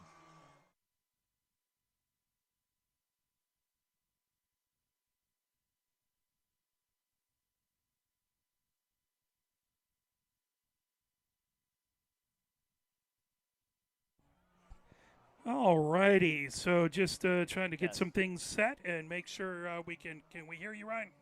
You can hear something. Maybe. Yep. There we go. All right. Yeah, I thought something was a little more awkward than usual, but whenever I hear myself, it's always a little awkward. So my job is I basically talk about nonsensical nonsense every single day and somehow say it's social studies. So good to see that something in my life is making sense now, which is, of course, football. Absolutely. Absolutely. There's a couple more games happening around today. Games happening. I thought I wrote it down on here. Hope it might be on my other. Here it goes. I have paper everywhere up here. But other games happening right now. Flint is playing. Huron is hosting Flint Kersley. And Saline is at Rockford tonight. Tomorrow on the 29th, it's Skyline hosting Dearborn Heights, Annapolis. And then Eastern Michigan is at Texas State at 8 p.m. And MSU is hosting Western Michigan at 7 p.m. Michigan plays on the 30th versus New Mexico. That is 7:30 in the evening. Back to kick it away. Flushing pops it up high. That ball hits at the 20, rolls over. Tedla grabs it right at the 5-yard line. Out to the 10. Tedla out past the 20. Still on his feet to the 30. Tedla. And there is going to be a whistle. He might have trying to tightrope down. We'll see. They're going to say he stepped out just prior to the 30, right about the 27-yard line. Man, great start so far. Great start so far. And, you know, when you're listing off all those games, I'm just thinking to myself, like, man, football is so back, dude. It is. Football's Nothing so against back. preseason. You need it, but it's not the same. And, boy, being here at Hollway Field, being here with you and all these wonderful fans and these players, couldn't be more excited. Yeah, man. Everyone they're not hearing me, but I just want to appreciate all the people coming out here tonight. As there's a handoff up the middle as Casares gets past the 30, out to the 33-yard line. Oh, they'll mark him out to the 34-yard line. That will bring up 3rd and 3, or 2nd and 3 for Pioneer. Yep. So good run. You were talking about establishing the run, and as prophetic as you are, there is the run. Yeah, I mean, I think that now I'm not saying I'm a fool, but anyone would be an armchair prognosticator saying maybe run the ball twice going out of the half, right? But there have been good runs. The O-line's been playing better, right? They've been good play calls. We'll see how it keeps going. Blitz coming from the near side. Hand off. Casares up the middle. Trying to get through, battles for the first down and more. Casares still on his feet, out to the 44-yard line. Tough running up the middle for Casares. Yeah, I really like how, what's his name? Oh my gosh. Calais. Oh my gosh. I'm going to call that guy's name. Well, he got a lot of touchdowns last year. Calais, he didn't get the ball there, but he was kind of lined up towards in the tight end position.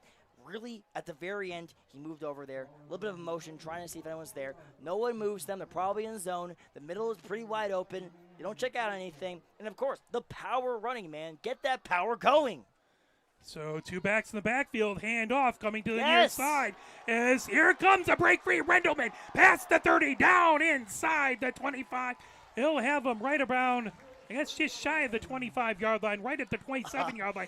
But Rendelman to burst off the near side. 5-star meals. Waiter, please. More power runs, please. Please. My plate is empty. I've been having so many delicious power runs here the past drive, man. And I'm telling you, dude, football does not have to be some crazy sport where you need like a PhD and 15 college degrees to figure out these schemes and angles, dude. No.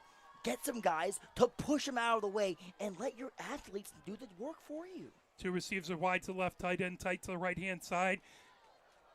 Wide to the right is Marshall. Back in the backfield, Highs. As Casares to his right, hand off to Casares. Casares off tackle to the right-hand side, still working down to the 20-yard line. And that offensive line has found their mojo again. They had it early in the first. And Flushing really shut them down in that second quarter. But, boy, are they finding it on this drive.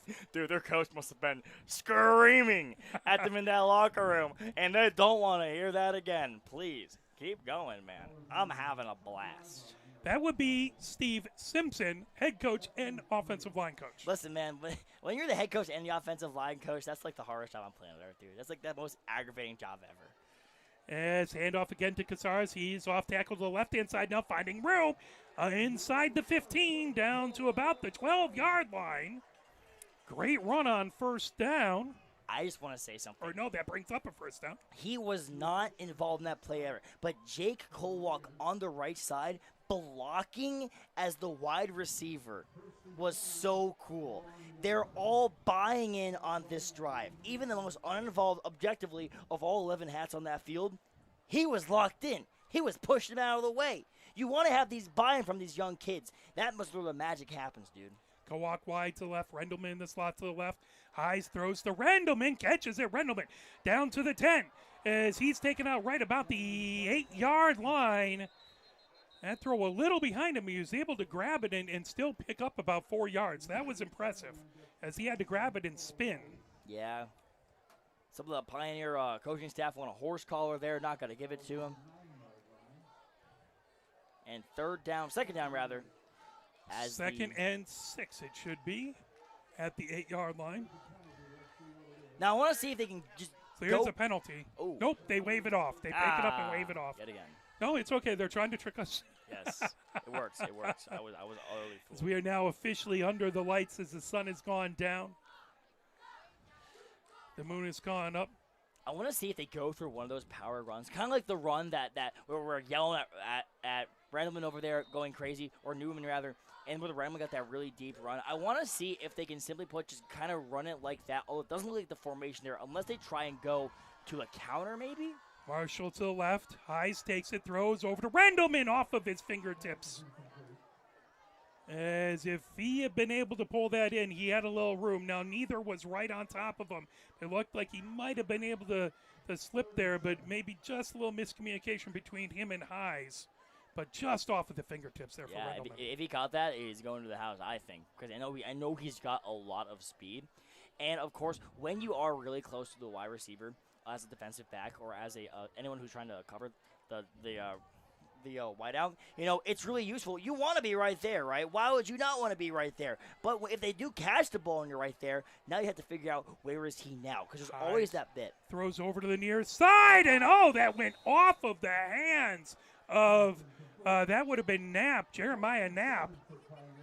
Oh boy, that went right off. The Flushing player, Jeremiah Knapp, not expecting that, and right off of his fingertips. That could have been disaster. Yeah, no kidding, dude. 4th and 7, and we're going to keep the offense out there. So Kowak wide to the left, Rendleman in the slot to the left. Wide to the right is Marshall. Back in the backfield is Casares. Highs, shotgun formation. Highs takes it. And there is a false start, probably. False start. That's going to back him up 5 yards. That's going to make it 4th and 12. And here's where we'll see. Does Pioneer have someone who can kick a field goal in this range? And it doesn't. Looks like they're going to keep the offense on. Hines staying in there. I'm pretty sure this would be in where we're saying his range, but I also think that if you're all the coaching staff, sure you want points, but you want 6 of them. Yes. Yeah. You really want 6. And I think here, setting the tone early, especially if they get it, would be huge. As Highs back, throwing, Rainbow to the near side, as that is knocked away. Marshall trying to get to it and just couldn't haul it in as he was covered tightly there, but the ball kind of bobbled around and he just couldn't secure it. Great throw. Yes. Great coverage. That's the thing. It was really good coverage. It was a really good coverage. And especially like basically, besides become like Superman, Marshall basically did almost everything he could do. When you have someone right there on top of you, unless you can like really like weave around them, and obviously, man, if you want to do that, go. I'm not gonna blame him. I'm not gonna tell him not to. But hey, a really good play there. are hard to beat. He was trying to honestly look through the DB to find that ball. Yeah, that was not easy. Yeah, and they make better doors than windows, generally I was speaking. told that all my youth by my father in front of the TV, but that's neither here nor there. Lakuru back in the backfield. He has Fisher to his left. 2 receivers to the right, 2 to the left. 14-7 as Flushing. They take a timeout early here. Might have been running out of time on the play clock, which of course none of us can ever see. Also, maybe didn't like the look that Pioneer was in. They want to do a little bit of a refresh here on their offensive scheme. Yeah, absolutely. Could have been any number of those items, and they'll talk it over as we can mention the wonderful, amazing, again, gold sponsors for Pioneer. That would be A+ Driving School, SBK Orthodontics. Oh yeah. Sotini's Sub Shop, Tammy Simpson Realty, Tasty's Burgers. You can get one right as you go as you leave the stadium. It's right on the corner there. That's where I'm going, bro. And Texas Roadhouse. Silver sponsors include Community Auto Wash of Ann Arbor, Cottage Inn Pizza, Little Caesars on Stadium Boulevard, Stadium Hardware and Varsity Ford, and then bronze sponsors Big George Home Appliance Mart and Meyer. You're watching your football. You think maybe I could use a bigger TV? Oh, Big George Home Appliance Mart. Yeah, no kidding. And it also says there that Fraser's Pub is a silver sponsor too. I actually won trivia night yesterday with my dad at Fraser's Pub yesterday. Very nice. Shout Well out to done. Scarlett Johansson. She was the final answer because she was nominated for 2 acting roles in 2019. And I don't even know why I knew that. I just happened to know that. Fantastic. Taking a handoff, going up the middle. Room is trying to burst through as Fisher hits about 9 yards. That'll bring up a 2nd and 1. So, well, it seems like the timeout was probably a good call then, as they had a very efficient play out of that timeout. No kidding. As Fisher got some running room right up the middle. They come back. 3 receivers wide to the left, 1 wide to the right. Both the teams have been primarily in shotgun formation. Lakuru puts up his hands, takes it again. Handoff. Fisher trying the near side. No fake. I'm sorry. I bought the fake. Lakuru up the middle. And the defensive linemen were thankfully not as faked out as I was. Yes. Still got a first down. It looks like there's lightning, but it's just the goofy blue and yellow lights at U of M Stadium over there. They're putting up a light show over at U of M. Michigan Stadium is getting a litty, as the children maybe would have said 7 years ago, but don't. They mostly just say 6, 7. It's amazing what you can do with LED lights now. Yeah, it is amazing. It is. Yeah, dude, it's awesome. And much less energy inefficient. First down there's a handoff as Fisher trying to burst through it. A good job knocking him down. He picks up 3. They'll bring up 2nd and 7. 6:55 left to go here in the third. 14-7. Good little Flushing with the lead. Shoestring tackle. Yep. Love to see those. You want to be able to keep, again, now listen, this is going to sound very surface level, but you want to be able to minimize the yardage, right, obviously. But especially you want it to remain as close to X and 10 yardage as possible, right? Because then there's when you do that, there's so many different things in the playbook that a coach has for 1st and 10, 2nd and 10, right? So everyone tight to line scrimmage on the right, 3 tight on the left-hand side, and bursting through the middle, Fisher has a first down and more past the 40-yard line. Taken down by, I believe that was Tedla who got on top of him. So too. That's going to be out to the 41-yard line, and both of these teams are finding success on the ground. Yeah, Fisher has really good he has really good vision downfield.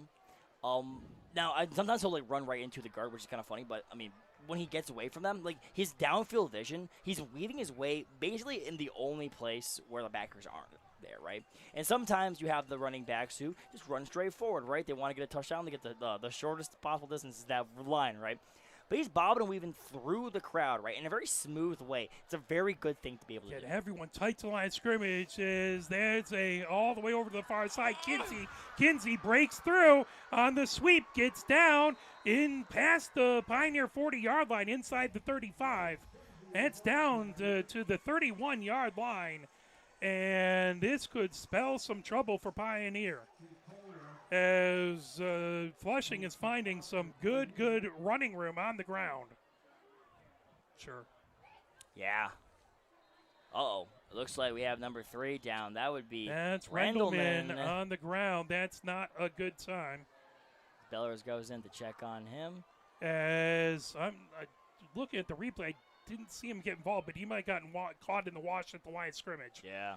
As he is down and in some pain, and you love to see, as I always say, you love to see everyone playing their guts out, but you just don't want to see any of these young athletes injured. Yeah, they're players. Obviously, they play this sport for your enjoyment, right? Whatever the heck. But hey, dude, they're still oh no. He is putting no pressure on his left leg. Now he is hopping off, wouldn't let anyone help him. Yeah. So he pogoed his way off, and more power to him. But boy, that yeah. And of course, as someone who has torn his ACL twice, it didn't look like ACL. Usually, you don't move after that one.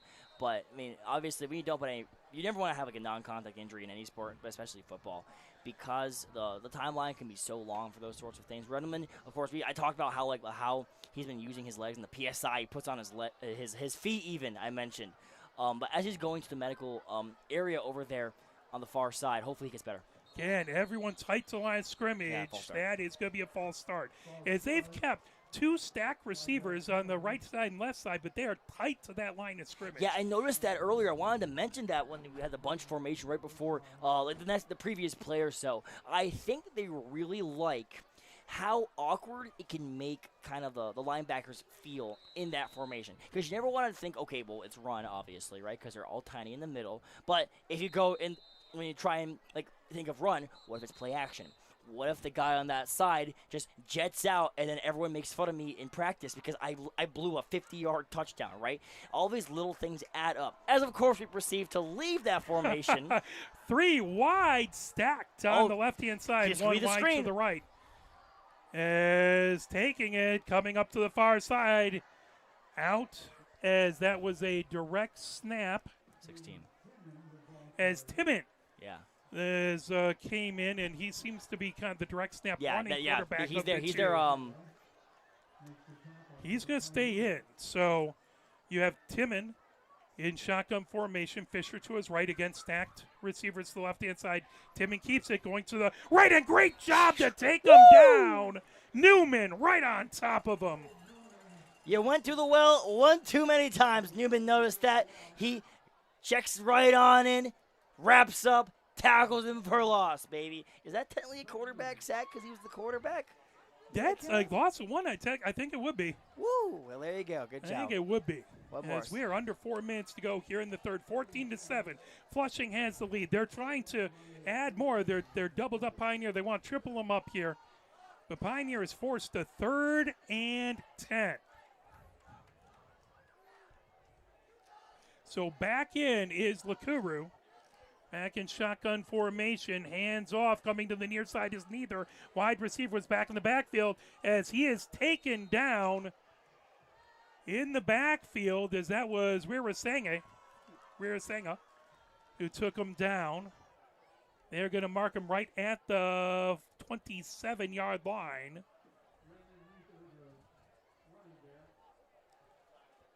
There was a flag on the play. Delay it. Holding on the defense. Offense, rather. So holding on the offense.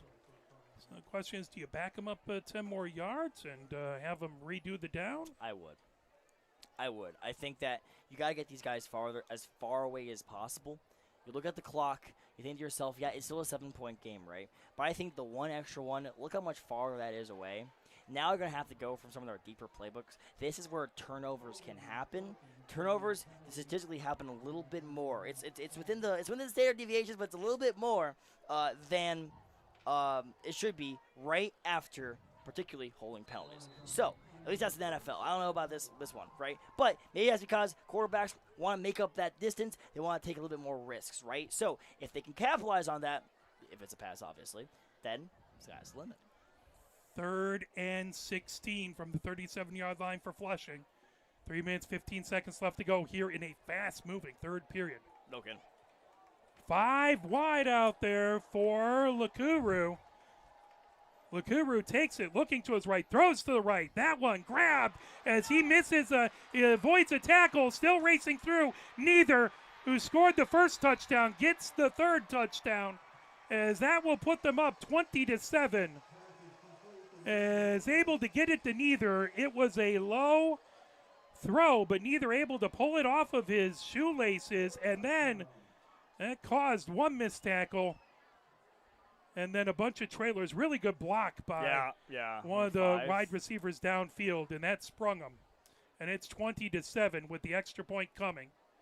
Yeah, if you're flushing, man, that's exactly what you needed, dude. Sawaski back for the extra point. One for the highlight reel. Snap is down, kick is up, kick is right down Main Street. And makes it 21-7, and the Pioneer offense now has their work cut out for them.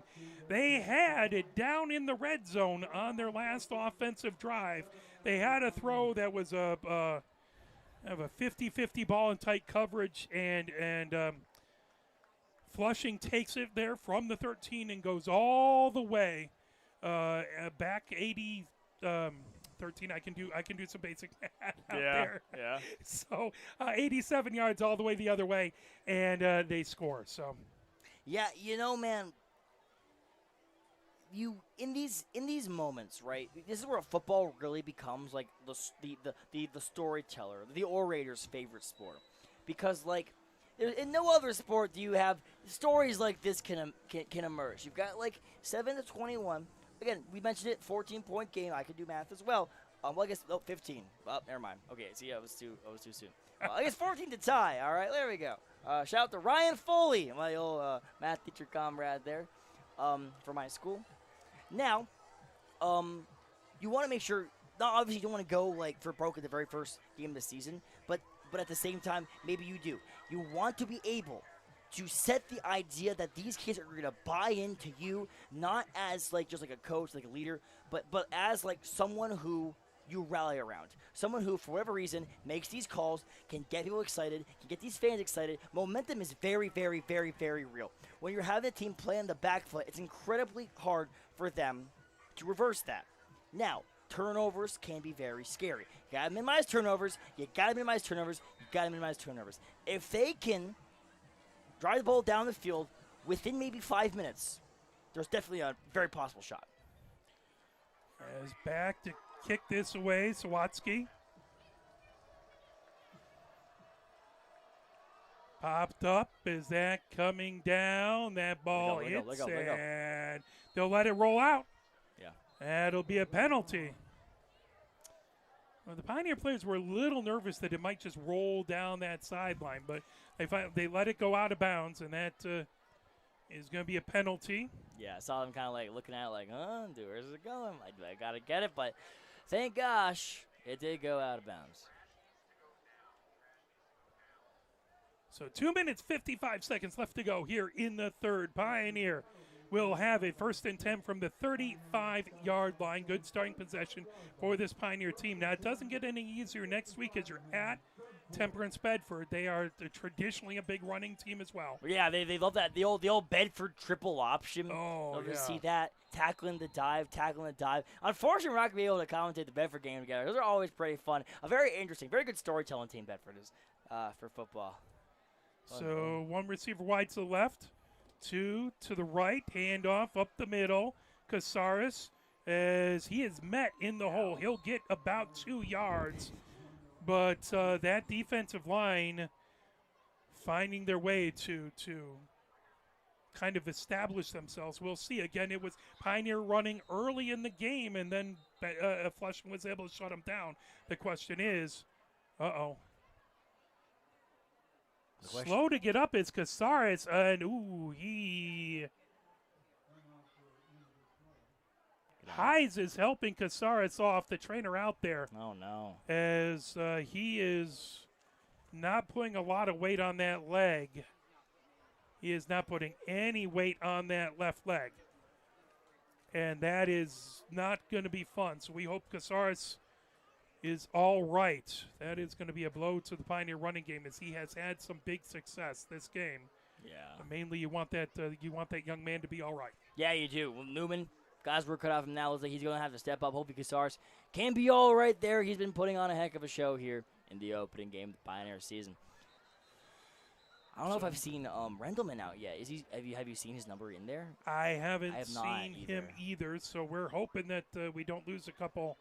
You don't want to lose anyone, but you don't want to lose any key players early in the season. At the same time, it gives some of the younger people a chance to step up.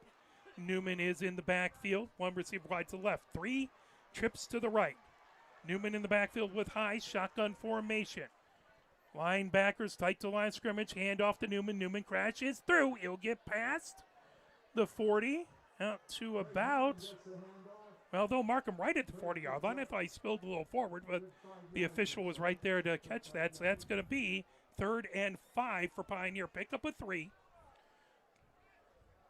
So you have a few things you can do with 3rd and 5. It's not short, but you're a medium there. Yeah, I like screen here.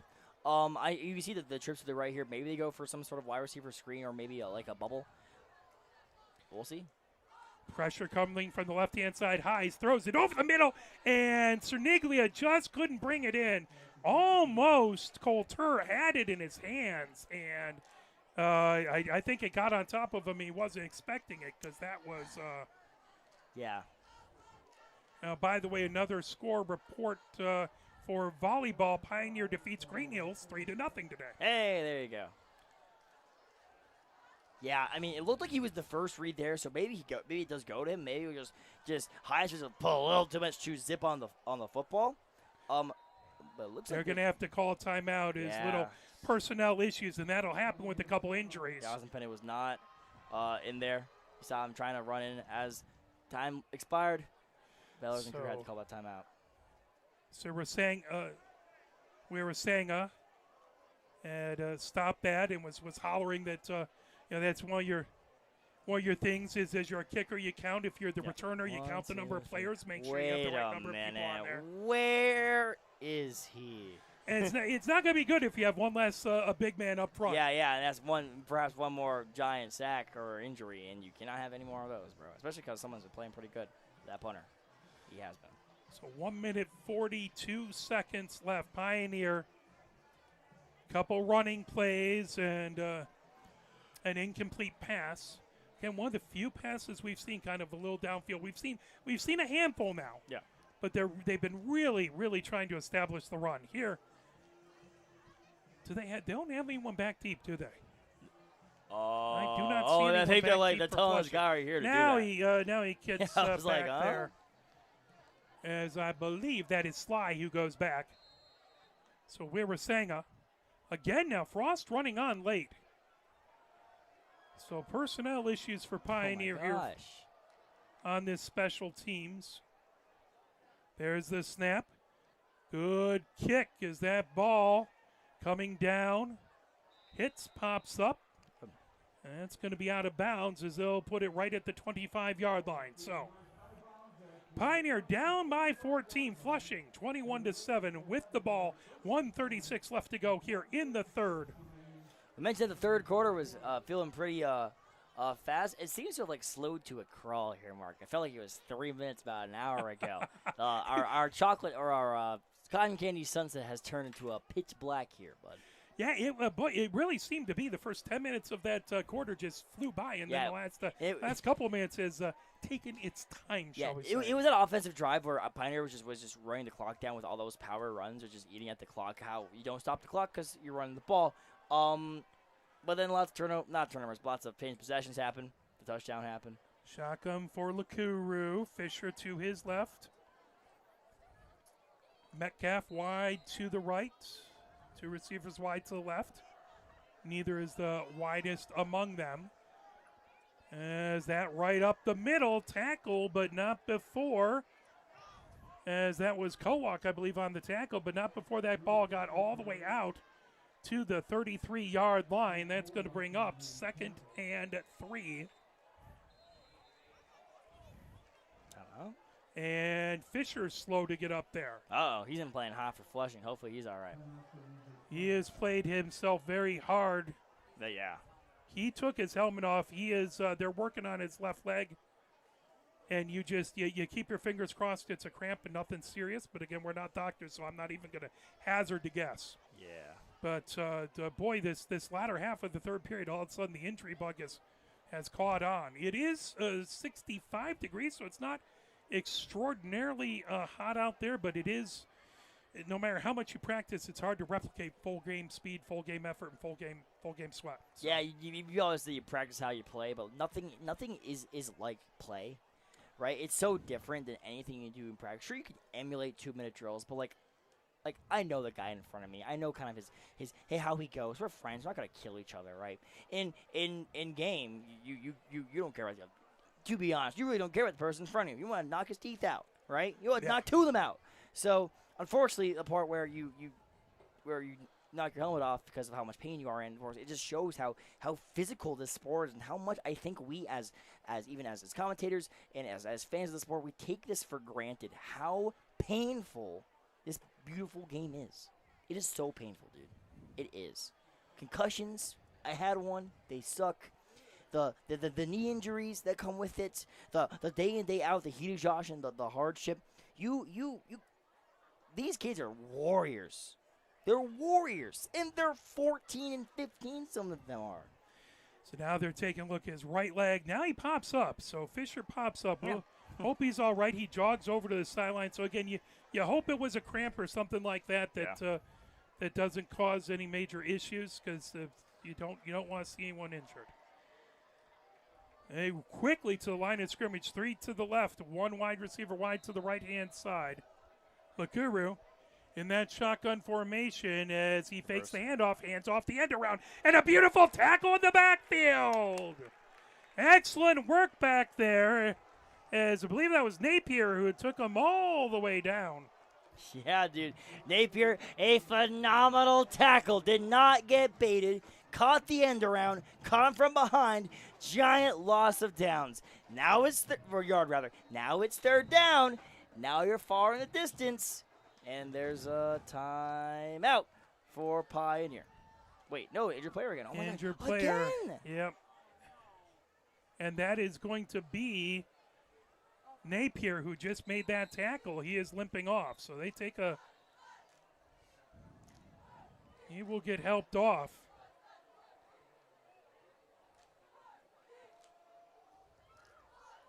It's 46 seconds left to go here in the third. 21-7. Flushing has the lead and the ball. 3rd and 10 is that was a 7-yard sack for Napier. Now it's squarely on the Pioneer defense to try and get this stop, give their offense a chance to really set the tone in the 4th. Lakuru has it, steps back, throws over to the right-hand side, and just a little high out there, trying to get Coulter, who tried to make a one-handed grab, but just couldn't bring it in. Valiant attempt. But that brings up 4th and 10. Well, there you go. You would assume, a good defense by Pioneer, you would assume an honest punt. But they have their punter have so not been Watsky insane. will come out. Or is he? Lakuru's still in there. Wait.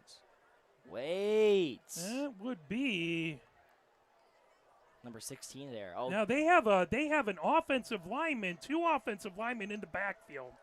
No, they do have yeah, they the do have the punter. punter. Yeah, I was there. gonna say Okay. it's been an awesome formation for some crazy running. It but would it's be. a It punt would be. formation. It's a punt formation. I'm for. I'm about to switch teams, switch sides if that was their formation. My camera was right in the front of the punter. Forgive me. It about happens. that. It happens. And it comes all the way down to the 28-yard line. So Pioneer, with 21 seconds left in the third, down by 14 points. Their offense will have fairly good field position. 28's not a bad starting point of field position. Nah.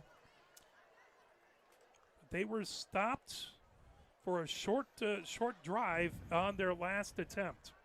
So it's been a little bit since we've seen Pioneer in the red zone. Love to see them put together a very good drive here.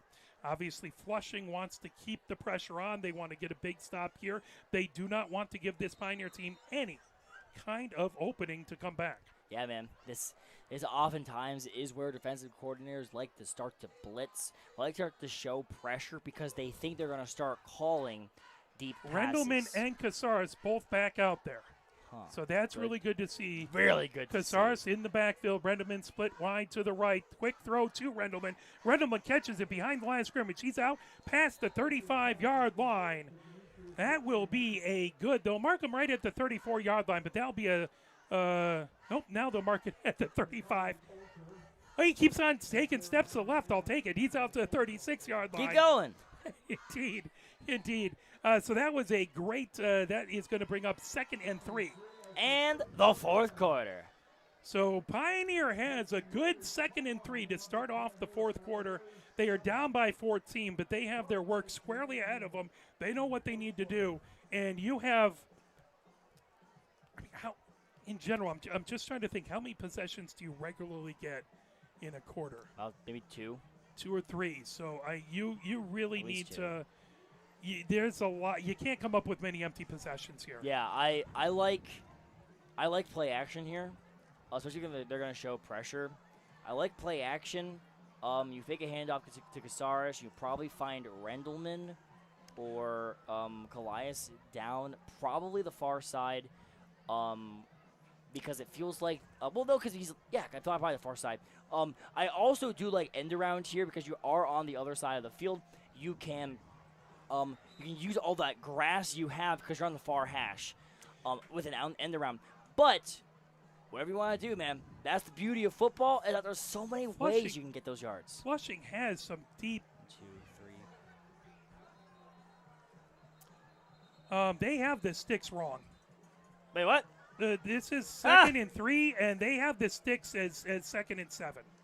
So the chain gang has to get that figured out over on the far side. That is not correct, and now they realize it. I'm sitting there thinking I'm crazy for half a second. They Listen, still man. don't have it correct. Listen, man, there. they had to watch one of their brothers die before their very eyes. It's okay. I can't blame them. So now, they'll bring that back. There we go. There we go. Again, they're volunteers. It's the first game. Yep. It's not an easy job. First game, of course. Yes, it is. They took one of the poles and made it a V. They did. It does happen. Happen. So 12 minutes up on the clock. 2nd and 3. Now, we haven't seen any really downfield, deep passes, and Heiss could hit those last season. Yeah. So Flushing has really had a good safety. There's no one. They have one high safety. They're showing blitz. This is where you and false that is going to be a false start caused by that blitz. Oh my gosh, the Langston technique. My friend Langston Larimar Josie played with me back in 2018. He'd always do this thing.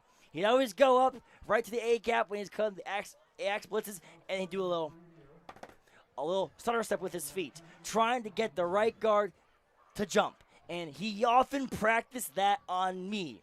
Now, I was so focused. Whenever Langston would call up, I am not moving. I am not going to get this to you. Because he was also my ride home from practice. So I wanted to make sure that he wouldn't be like, hey, Ryan, remember when you jumped? I'll be like, what do you mean? What do you mean? No, I remember when you tried to make me, though. 2 receivers to the left, 1 to the right, and that's going to be offsides. They're going to give it right back. All right, you are right not Langston Larimar Josie. Okay. That was Heiss. So Heiss did a hard count there. And football giveth, football taketh away. Exactly. Exactly.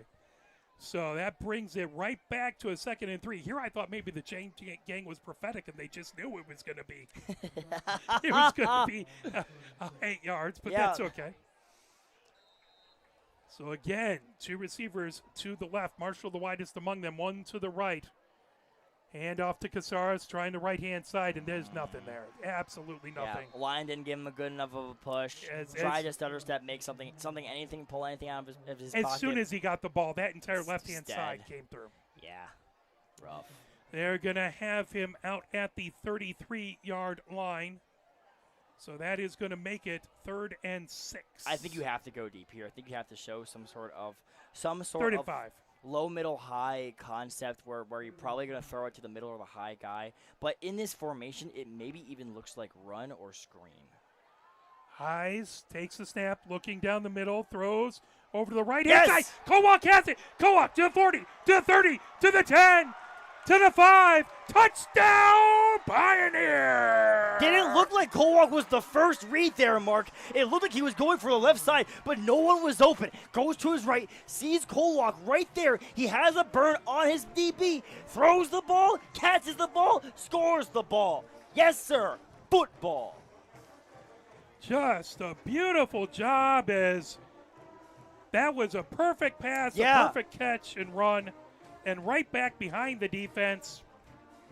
It was a beautiful. Yeah, and as we've mentioned before, it was beautiful. And you mentioned that Highs can make those long passes, right? Trust your team. Trust the leaders on your team. They trusted Highs with that. Look where it's going to get them. Whereas Sanga puts it right through the uprights, and it's a 7-point game. Again, we said Pioneer could not have very many empty possessions, and they make the most out of that one with their first long pass of the season. Really good. Kowak was right in the slot there, just found right where the right where things was. A beautiful pass right over the DB. This dude Highs has precision. He does. really does. A lot of times, sometimes if you're like a quarterback in high school, sometimes you can do you're like a dual threat guy who can kind of do the old, as I mentioned earlier, the Johnny Manziel thing, where you find one guy, you run around like a squirrel, like a little maniac, and wait till he's open, and you throw it to him, right? Or you can be, the intellectuals quarterback, the guy who looks for reads, the guy who throws it down the field. Find your fourth read like Kolwak was probably on that. Boom. So Look at that. Sanga comes in and gets that ball set right at the 40. 5 players to his left, 5 players to his right, back deep. On the near side is Metcalf. On the far side, for some reason that's hard to read. I think that's going to be Cross back there. I think that's an 8. No, that's a 6. Excuse me. That would be Kenzie. Yeah. So here comes a big possession. Pioneer Special Teams wants to start this off right with 11-12 left to go here. 21-14. Pioneer down by 7, flushing up by 7. You got the crowd. That ball caught at the 10, coming out to the 20. Now trying to come through. Metcalf taken down right around the 30-yard line. Coaching staff wants something. Maybe wishful thinking there from one of the coaching staff thinking that the ball went out. But it looks like we spotted here maybe the 29. So again, very decent starting position here with 11 minutes and 6 seconds left to go. Here in the fourth quarter. Flushing up by 7. Wait, they have 10 men on field. 1, 2, 4, 5, 6, 7, 8. So back out there is Fisher. So again, good to see Fisher out there. He's to the left of Lakuru as they run a man off quickly. 2 receivers to the left, 1 to the right. Pioneer showing blitz from the near side. Hand off to Fisher. No room to go as right on top of him. That was a good push out there by Conley, getting a very good push. Yeah, as well as Newman. I love that. I like blitz there. Very good, especially when you have I think they've really been showing like gut run a lot, like really opening up the first few drives. They've kind of just had that same formation, just going to gut run up a little bit. They've seen that before. You call it diesel, you call it base defense. You tackle him, right? Next play. Keep him going. We got to keep the clock running, but not too fast. You want to make sure you have a little bit of time for Pioneer. 2nd and 12 as Max protecting the backfield. 2 backs in the backfield with Lakuru. He takes the snap, looking to his left, throws to his left. That ball caught as he's fighting. They cannot wrestle him down as that was neither. And Edison was over there on top of him and wrestling him out. Yep. Team effort there. Edison got him over there. Looked like Calais got him earlier as well. Or Casares, rather. So that ball now right at the 36-yard line. So that brings up 3rd and 4. 9 minutes, 40 seconds and counting here. Flushing wants to cash in on this and get it back to a 14-point game. And 1 receiver to the left, 3 to the right. Shotgun formation remains. Fisher at the back of the backfield with them. And that is to Tinnin, and Tinnin races forward for the first down. Yeah. So, again, the running quarterback comes in. That makes it one extra person for the defense to try and account for, and that can be difficult with a running quarterback. It's the evolution of Tim Tebow originally, right? Even though everyone knew the first year that he was going to run, they still couldn't stop him. Yeah, the old Tebow technique. And then for some reason when he pretended to pass and actually passed, they couldn't stop him. And then he won the Heisman and then got drafted first round. I was just shocked that first year. Everyone in the stadium knew he was going to run. Yeah, It did not matter. I always find it's such a weird thing whenever I see someone have a running quarterback because, like, bro, I wonder what this guy is going to do, right? And it's always the run. Me as a viewer is like, what the heck? But it works for some. Four dumb wide, reason. two to the left, two to the right. As that Green. taken, thrown out to Neither. Neither splits a tackle, first down and more. Neither racing ahead with it. As there is some pushing and shoving on the far sideline. Dude. Flags fly. As we'll see what comes from the fracas. But Neither got the first down first and really made a good move. Got it on the Pioneer side of midfield. And no matter what happens with the flags, it's going to put Pioneers defense. Yeah, They're going to have to come up big here. This stuff is rough, man, because like it's an emotional game, it's an emotional sport. These little pushes and shoves, it's unsportsmanlike. It's not called for. During the play, you push and hit the person. That's the fun part. Yeah. Yeah, I know you're hungry. Wait a little bit. I know it sucks. Almost a little bit of embarrassment whenever maybe if you lost a play or maybe a guy stepped on your foot or whatever. But it's a part you gotta manage, right? And especially they're young. They make reckless decisions. I was there. I pushed and shoved. I got flagged, right? It happens. But you got to minimize them at all costs, especially if you want to, I don't know. They're going to walk win. that back. So this looks like, There you it's go. going to walk back a whole 3 yards. Huh? So I think that's going to be offsetting. Okay. So unsportsmanlike. Well, I swear he just said unsportsmanlike on Pioneer. Yeah, He pointed to Pioneer. He did. But they moved it back 3 yards. Now are they going to walk it 15 from there? Maybe he was out of bounds more than the spot was. Yeah, so it might have been them correcting the spot and then coming through. Again, it's the first game for the officials. And there they was. They moved it back 3, then they're going to walk off the 15. And this is going to make it difficult. The Pioneer defense, remember when we were talking, the offense, if Pioneer is going to come back on Flushing, the offense could not have many empty possessions. The defense has to force empty possessions for Flushing. And it's now extremely hard as they're inside the 30 to the 28-yard line with 8:38 left to go here, with a fresh set of downs and a 7-point lead. I was going to say, hey, give it to the management of Flushing as they proceed to line up 1 yard behind the football, and the quarterback's like, wait, we got to back up a little bit. But I was going to say, like, the game management here, lead management is very it's very difficult sometimes. Like Jim Caldwell for the Lions, always bad at lead management. He would call every game, play call on offense when Caldwell was coaching the Lions was basically like the Lions were down 4,000 points. But for some reason they needed to win. Right now they're playing like a team that needs to keep the lead. They're playing run heavy, they're playing screen heavy, and they're currently playing with the lead still. 2 receivers to the left, 2 wide to the right. Metcalf widest to the right. Fish at the back in the backfield as that ball thrown down. Nice. Knocked away. Good job by Marshall. As Lakuru trying that far side, Marshall knocking that away. They're going to call Horton for roughing here, unfortunately. So there was a hit after I was watching the ball, so that's Yeah. going to be roughing the passer, and that is not going to help Pioneer. That is going to move the ball again. And some mental mistakes. You're trying really hard to make something good happen, and Are you? You gotta try really hard. You can't let your emotions get in the way, right? Yeah. The defensive back, that was an awesome tip. That was really good. Yep. It's unfortunate that stuff like that gets eaten up by the fact that bro wanted to just tackle the quarterback after the ball for. that is going to put it inside the red zone, 1st and 10 from the 14-yard line. And the Pioneer defense with 8:33 left to go. Really looking for a big stop here. Stacked receivers to the left and right. Hand off over to the left-hand side and hemmed in. Good defense there as Cross gets, that was probably Kinsey. Kinsey gets taken down. Yeah, way to wrap up. That's what you still got to do. If you're going to stay in this game, you got to limit runs to stuff like that. So Westfall makes the tackle. That'll be a loss of 1. Gets them back to the 15-yard line. So 2nd and 11 here as the clock counts down underneath 8 minutes, 13 seconds left to go here.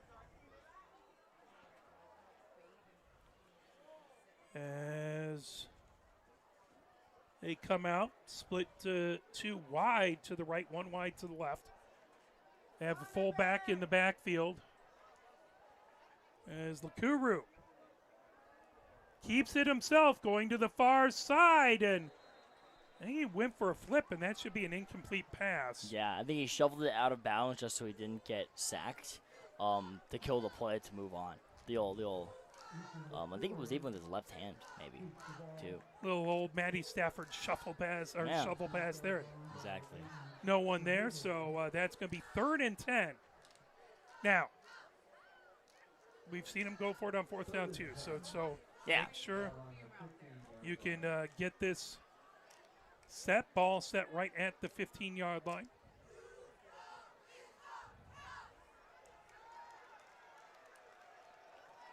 Again, 1 receiver to the left, 3 to the right.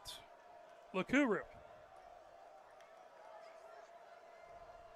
And that is Cross in the backfield. Ooh. As Lakuru rolling to his right, throwing to the left all the way down. Intercepted as that's taken by Cerniglia. Cerniglia with the catch out to the 10-yard line. And that is a fantastic recovery by the Pioneer defense. As rolling to his left-hand side, Lakuru.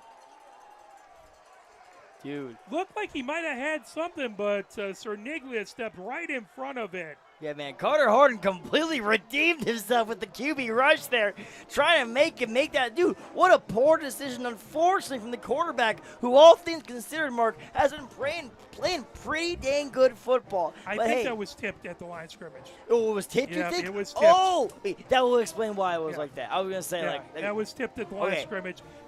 Really appreciate, great job on the replay there. And oh, yeah.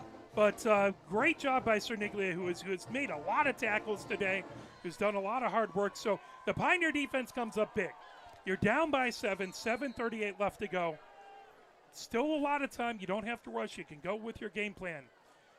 2 backs in the backfield. Now 1 set in motion. Hayes has it rolling to his left, throwing all the way downfield, looking for Marshall. Marshall catches it as he makes an adjustment.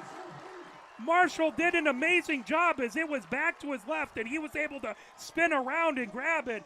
As we take a look, as Hayes has it and just lofts it all the way down. And what a great job of turning around and catching that by Marshall. And that brings up 2nd and 10 from the 47-yard line. That was like the Mario Manningham catch, oh, yes. like from a Giants Pats 2 Super Bowl level. What a throw from Hayes, man. Literally could not have put it any closer to where he needed to be. Again, 2 backs in backfield with Hayes. Takes it, hands it off as Casares breaks through. He has room and spills forward past the 50 down inside. They're going to mark it right at the 41-yard line. Again, beautiful run out there. I'm getting excited, man. You're throwing the ball deep. You're running it down, running it down mid real well. It's even colder outside, Mark. It's football weather. It feels football weather. You are right. 1st and 10 from the 41-yard line. 7:07 left to go here. 3 receivers to the right, 1 to the left. Blitz coming up the middle. Hayes hands it off, running right up the blitz is Casares, running over players down to the 32-yard line. Dude, this guy's awesome. This guy should play for every team. As that ball comes down, it's going to be right at the 32-yard line. That's going to bring up 2nd and about a yard. And now the playbook is completely open. Yeah. You've been running well, but do you take a shot here? It looks like this formation, it looks like it's either way. Casares in the backfield, 1 back to the left, 3 to the right. Quick throw over the middle. It's Kowak has it to the 10, the 5. Touchdown, Pioneer! as we are an extra point away from a tie game as a slop pass to Kowak, who just cut right in and grabbed it. Yeah, man. As he comes in and it's a slant pass, Kowak. And that's so hard to defend when you keep your body, especially off you the play open action. it up to the pass, and yeah. That's awesome. Where was this earlier? It was here. It's the 2-minute drill. It's the momentum. It's the adjustments. Whenever anyone says, like, why can't teams do this earlier? They weren't adjusted yet. Wirasanga puts it up right through the uprights, and we are tied. We are tied. So Pioneer scores. They come up with a huge interception. Absolutely huge. When Flushing was in the red zone, looking like they might have been able to put the nail in the coffin. And then Pioneer gets that interception from Cerniglia, comes all the way down. Kowak gets it as huge runs, huge passes. And boy, this sideline is fired up. Yeah, they're trying to get their boys and girls over up there. The beautiful the residents of Ann Arbor, Michigan, getting ready, getting excited. This is what makes this sport so dang beautiful, man. Stories like this. The ups, the downs, and the ups again. You're not wrong. You're not wrong. You're not wrong. As we're about to get ready to go, Wirasanga gets the ball set right at the 40 again, back deep. Metcalf on the near side, on the far side. And it looks like that is Kinsey.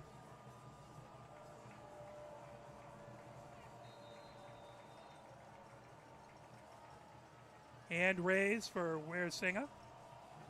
He pops that up. Is spinning end over end.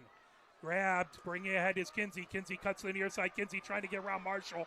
Kinsey to the 30. He'll go out. That might be a late hit out bounce, and it is. Yeah, that's a textbook late hit. He slid so far, he hit the bench and almost the trainer, too. My God. So he was just took a step out of bounds right about the 34, and Pioneer defense unable to hold up, and that is going to give 15 extra yards. So they're going to have really good starting field position at the 44. That's going to be at the 49-yard line. It's a little mistakes, man. It's a little mistakes. If I can do math, I don't promise that.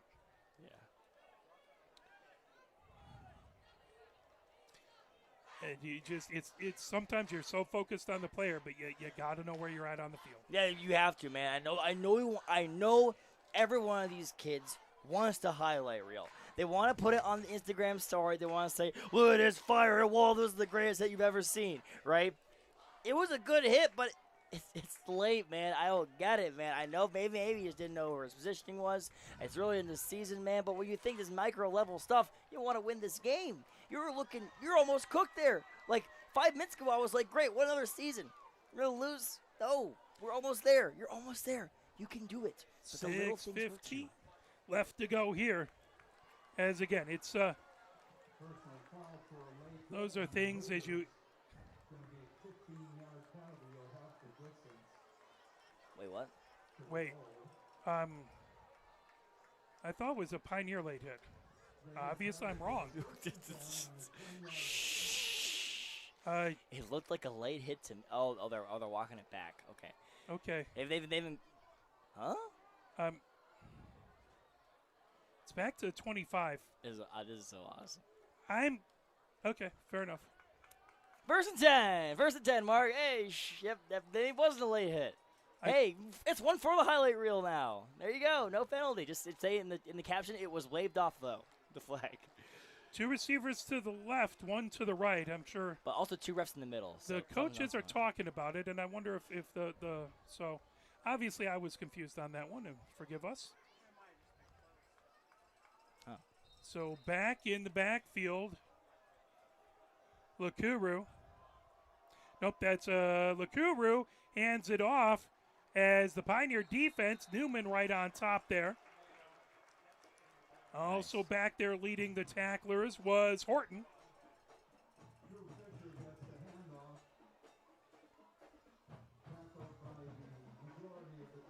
5:55 left to go. 21-21 is our score.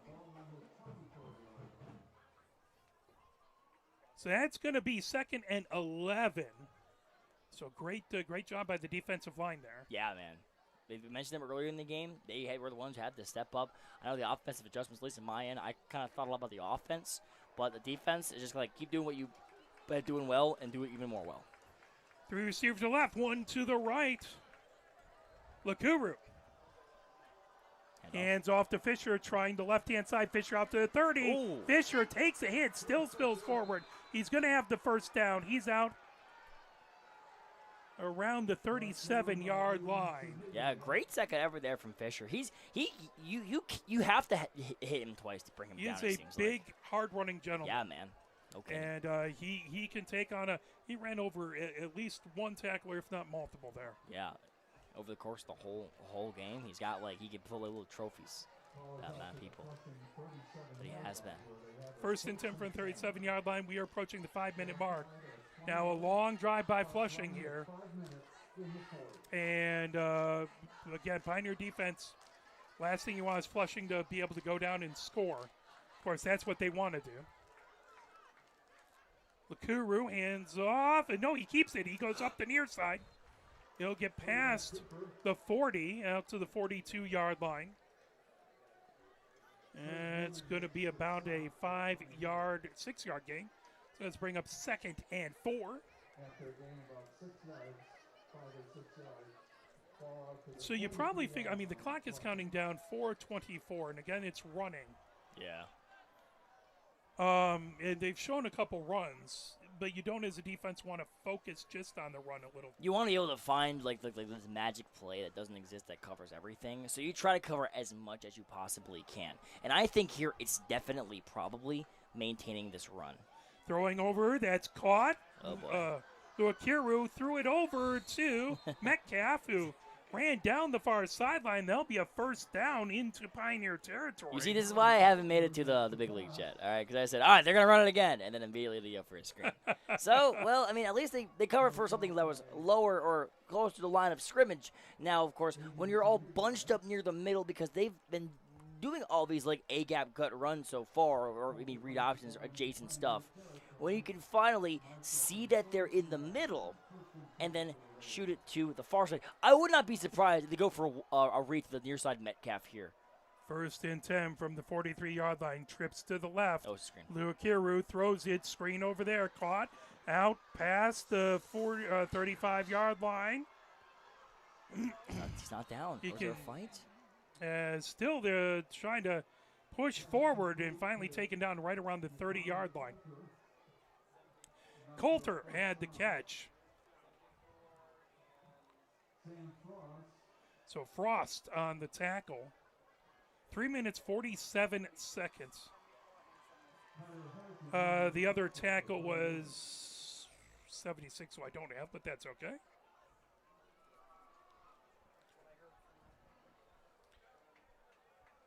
So a couple screens trying to spread out the defense now with 3:33 left to go. Yeah. They're taking their time. They want to use as much of this clock as they can, not give Pioneer any time left. There's their mythical three-man stack over there, bud. They have a lot out of that. Lakuru takes it, hands it off. Fisher trying to left-hand side. Ooh, he spins off a tackle. It looked like they had him down, but he's able to spin past the 25-yard line down to the 24-yard line. There's a penalty marker here. It might be a hold on Flushing, I think.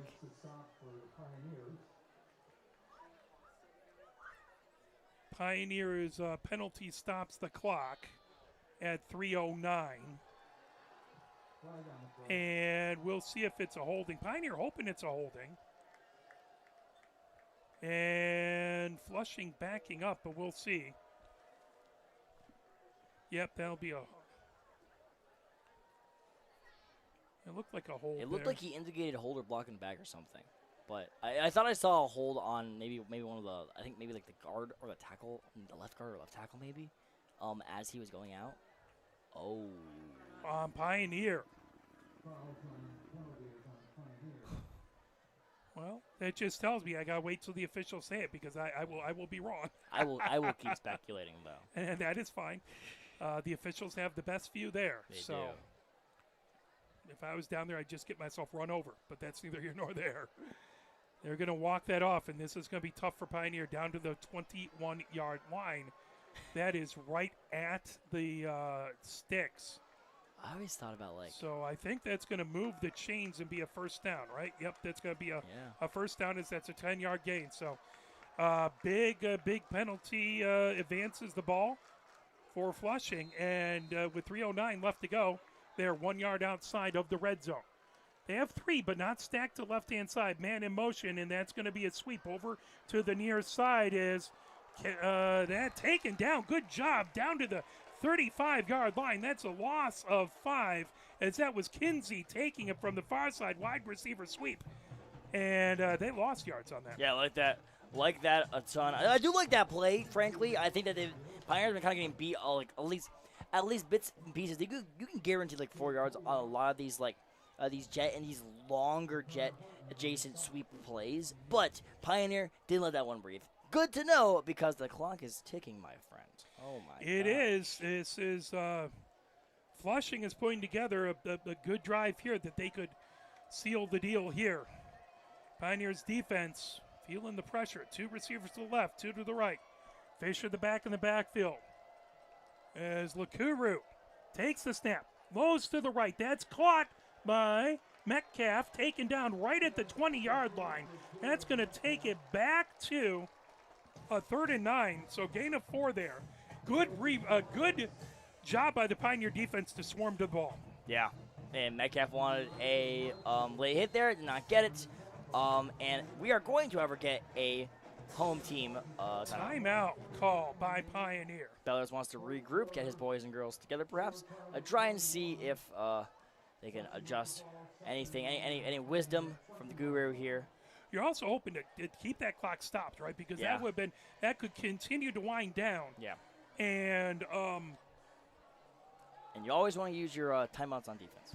So if you can get this, and you're trying to get that stuff, you're absolutely right. That's speaking of Coach Caldwell, who was the amazing coach, did drive me crazy. They occasionally use those timeouts on offense. That drove me nuts. Bro. But insane. 2nd and 9 here. So you take the timeout. You're hoping to get the stop and give your offense a chance to drive the field. We haven't seen their kicker has been very, very good at kicking extra points. We haven't seen a field goal attempt. So we'll see what happens with that. Of course, Flushing just wants to drive down and get a touchdown. They don't want to mess around with this field. Yeah, they don't want to put it in the. They don't want football to be left up to a foot. They want to be left up to the offensive coordinator's play calling prowess and their execution. However, if it does come to that, if it whiffs, there will be a tie and you get free football in overtime though. It has been a good opening game. Both of these teams have really played tough. It's a really good game. 2 wide to the left, 2 wide to the right. Again, Lakuru takes it, throws, screen, and dropped. As Metcalf may have thought about running before he secured the ball, and just valiant attempt, but couldn't hang on to it. That stops the clock, which is huge. That means Pioneer can hang on to their last timeout. Yep. 4th and 9. The ball is at the 20. I mean, that would end up being a 37-yard field goal if you had someone who could kick that. And Adam Samaha is down in North Carolina now. He's not coming in from here on to hit that. Yeah. No so he was a great kicker in the SEC Red. My Grant Mitchell years ago when I was playing Eric Steinhauer near at the end. I think this is right outside of Grant Mitchell's range. I think he'd probably get him from 35. Again, 2 receivers wide to the left, 2 to the right. Oh, there might not be a play here. Yeah. Oh. It looked like delay game. I think it might have been a last-second timeout. Yeah, I think they got the timeout in. So 4th and 9 from the 20-yard line. You assume they're throwing here? I mean, you make the assumption they're going to throw. That'd be a long run. Yeah, throw. If you pick it off, at least it's within the 10. It would be like a long punt or whatever. Yeah, well, an arm punt, as we in the biz like to say. So at this point, what, like just throw for the end zone and, or Yeah, I probably like deep shot of some sort, maybe down into the slot, the far slot, maybe. I would probably show pressure here as well. I would at least blitz one guy, perhaps maybe the near side linebacker, or maybe at least show. you don't want to give him too much time. Yeah. Lakuru has been very good. The last interception was because of a tipped ball. Yes. So they keep the 4 wide to the left, to the right. Fisher the back in the backfield. He can get 9 yards. Man in motion. Lakuru rolls to the left. Lakuru continuing to roll. Looks downfield, stops, throws. Nice. And incomplete in the end zone.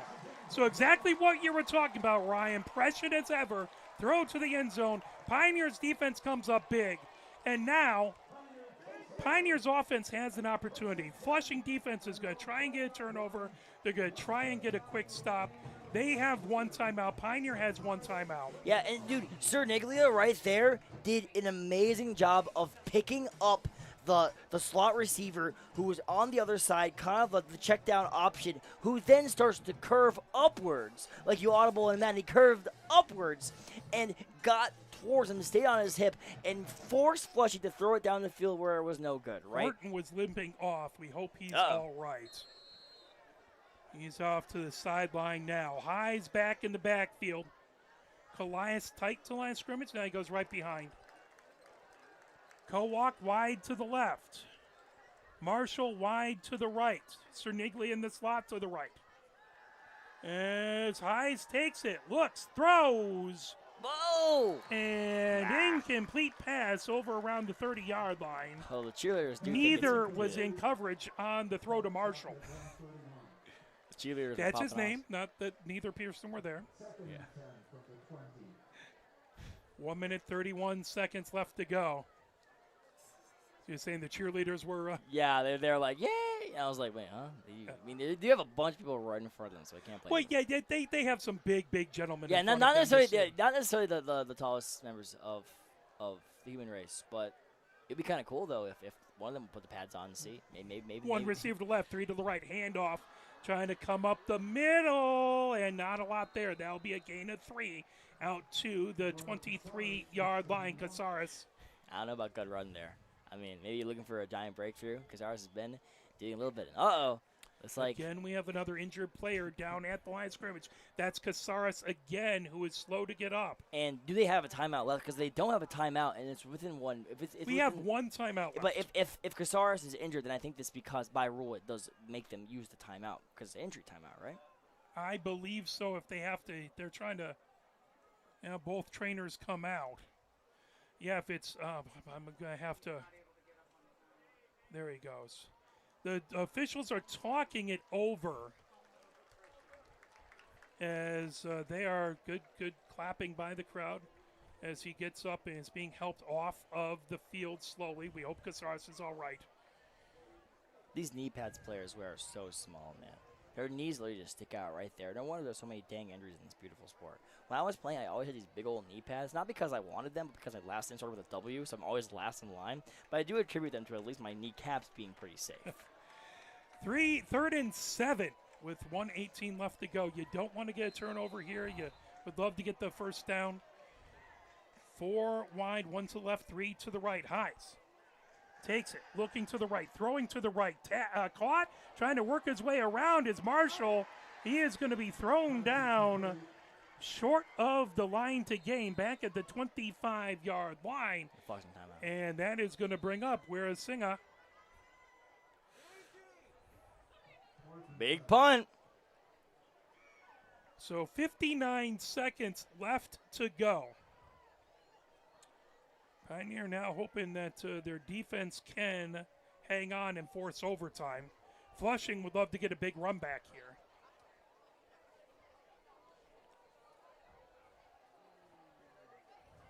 It's not a bad pass, hoping to get a little catch after the run, but the Flushing defense was right on the spot as they tracked that ball down well and made a big tackle. Yeah. The Flushing, both of these defenses have played well. Flushing has really come up big when they've needed to.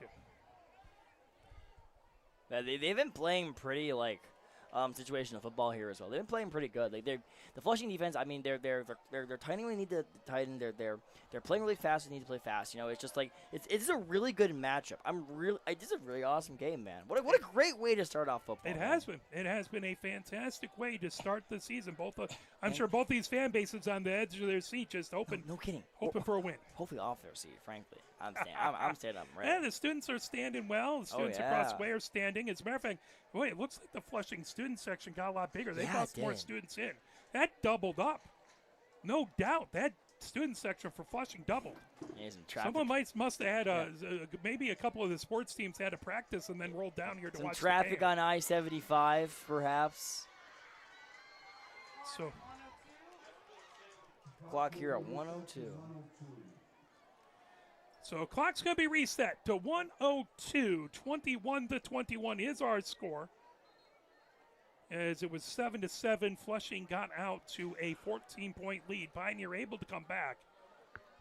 Flushing was able to drive down into Pioneer territory, but Pioneer able to get a stop. Now Flushing gets the stop, and Pioneer, as that ball, the long snap had issues. Warasinga got it away. That's going to roll down right to the 46-yard line. So really good field position for Flushing with 53 seconds left. Ugh. Now you can't count out. They have one. They don't have any timeouts anymore. So do you think they'll run it at all or just go all pass? I don't know. And you don't want.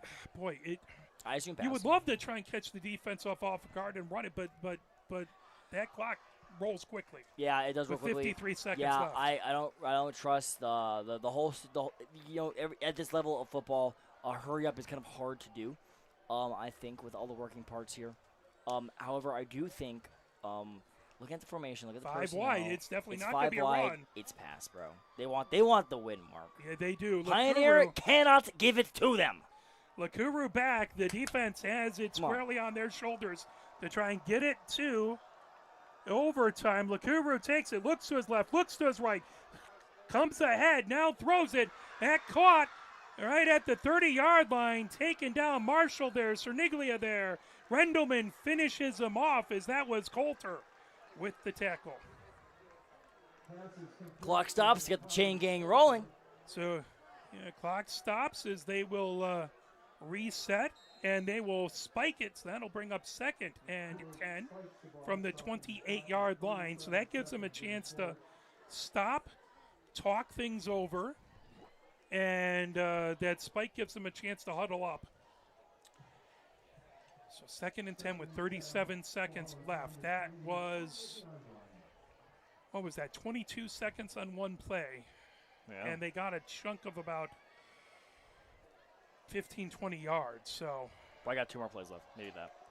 3 to the left, 1 to the right. Lakuru alone in shotgun formation. Takes it, looking to his left. Now rolls to the right. Pressure coming. Throws it. Avoids the sack, out of bounds. That brings up 3rd and 10 with 32 seconds left. Great pressure by the Pioneer defensive line. Is right on top back there. Horton had some big-time pressure. Good to see him back out there when he limped off. So ball set at the 28-yard line. 3rd and 10 here in the 4th. 32 seconds left on the clock. Flushing trying to get the win here. Pioneer trying to force overtime. 3 receivers to the left, 2 to the right. Nobody in shotgun formation except for Lakuru. Lakuru takes it, looking to his left, throws over the middle. As he was looking to get it over to Kinsey, and that just looking for that seam route, and it just couldn't get it together. Not a bad throw. No, not a bad throw at all. Just wide receiver couldn't hang on to it or couldn't get it for that point. Now 4th and 10 with 28 seconds left. 4th and 10. Are you going for the touchdown, or are you just going to try and maybe run it and kill a lot of this clock and hope you don't give? I mean, there's not a lot of time for Pioneer to try and come back. You go for it, bud. You have to do it. You got to do it. You got to try anything to win in this sport. Pioneer's going to hope here that they get an interception. A pick 6 would be That would be awesome. Wonderful. That'd be pretty cool. I get to go to Tasty's Burgers early. Lakuru back in the backfield, takes it, looking to his left, and that's going to be a false start. False start. Yay.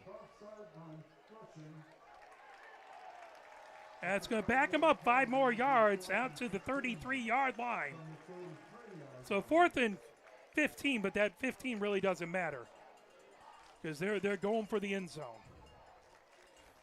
or at least a good chunk of it. Offensive coordinator talking with his beloved quarterback. Number 2 has been playing a heck of a good game so far. Lakuru has really managed the game well.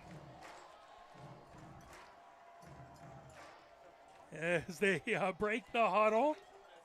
No, we will rock you going out there. Again, Lakuru alone in shotgun formation. 5 wide for Flushing. Man in motion from the right to the left. Taken, Lakuru gets hit as he throws down the near side. Overthrows. Metcalf couldn't quite get there.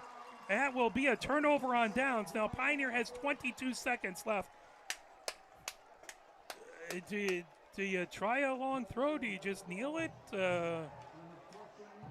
I don't know how you could get down the field in 22 seconds without a long bomb. I'll tell you how you get down. Last thing you want to do is highs. Well, fair enough. Highs. How aggressive would you be as the offensive coordinator here? I would be pretty aggressive. I would probably I'd probably call my long ball right now. Because they probably haven't called their long ball yet. Or they probably already have called their long ball and it didn't work out. I'd probably call it. If not that, then maybe I call a screen to 14 and then see what happens when he gets out of bounds because you have 1 timeout. Walk wide to the left. Marshall wide to the right. Everyone else tight to the line of scrimmage. Run. Highs hands off. Casares up the middle as he'll rumble forward just shy of the 40 out to the 39-yard line. Let's see if they use that last timeout or not. What? 10 seconds, 9 seconds. They're not going to use it. Oh, they didn't want to get down to 1. Looks like Pioneer is going to let that clock run down and 000. So Pioneer.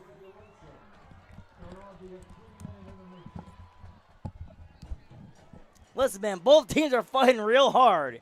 And for their hard work, you and I, Mark, have been bestowed with football for 0 pay. We get extra football. Free football. Free You're football, absolutely baby. right. You're absolutely right. Oh, I didn't pay to get in anyway, so L football is free for me right now. So we have a moment here as we count down 3 minutes before we get into the into it. We do want to make an announcement for the MJR Foundation. Pioneer Football is a proud supporter of the Miles Jeffrey Roberts Foundation and their empowerment of youth athletes in promoting mental well-being and suicide prevention.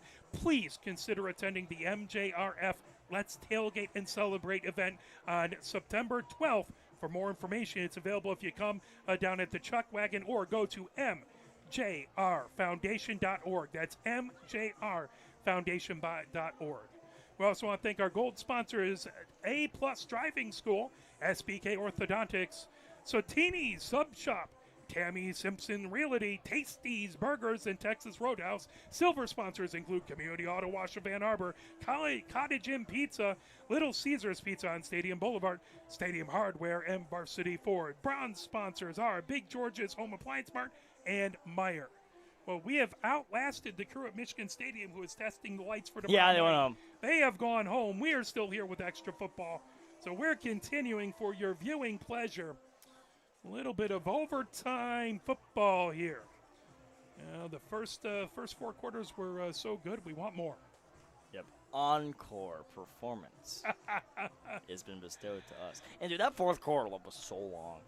You shouldn't even have said anything with that 3rd quarter. It went by like super fast for the last 3 minutes, the last like an hour. That 4th quarter was like a chapter book, bro. It was real long. So. Frost, Newman, Rendelman, and Heise, the captains out there. Fisher and Neither, the captains for Flushing, coming out to the middle.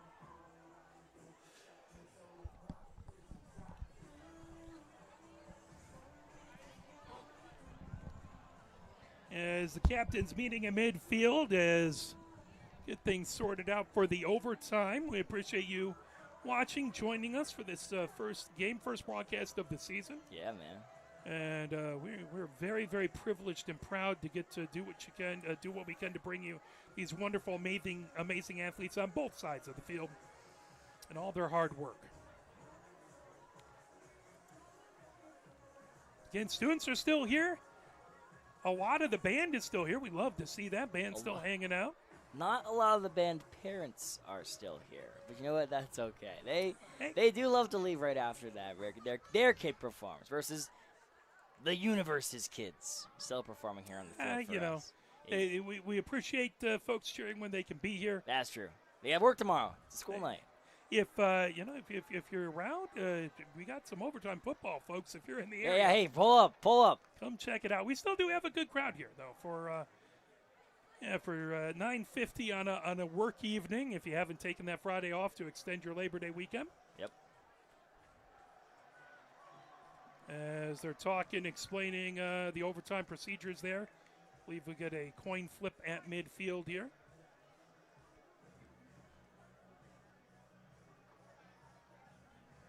As all of them talking.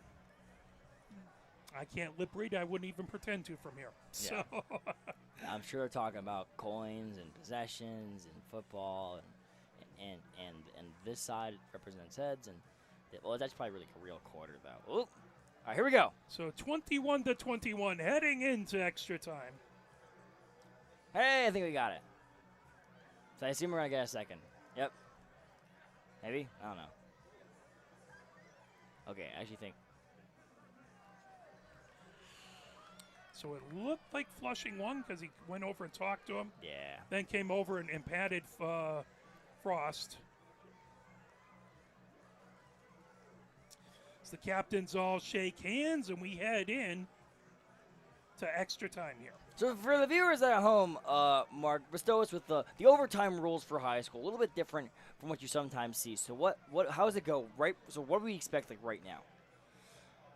You know what? I hadn't looked into that right before no, this. And it's been I thought you knew. I normally do, and I just haven't. The problem is I've been watching football at all three levels, and right now it's so much, bro. That is a flaw on my part, and I apologize. I hadn't pulled that up yet. Why do there have to be different rules for the greatest thing in the world? Just to keep us on our toes, my friend. Yeah. Just to keep us on our toes. They should even have more different rules.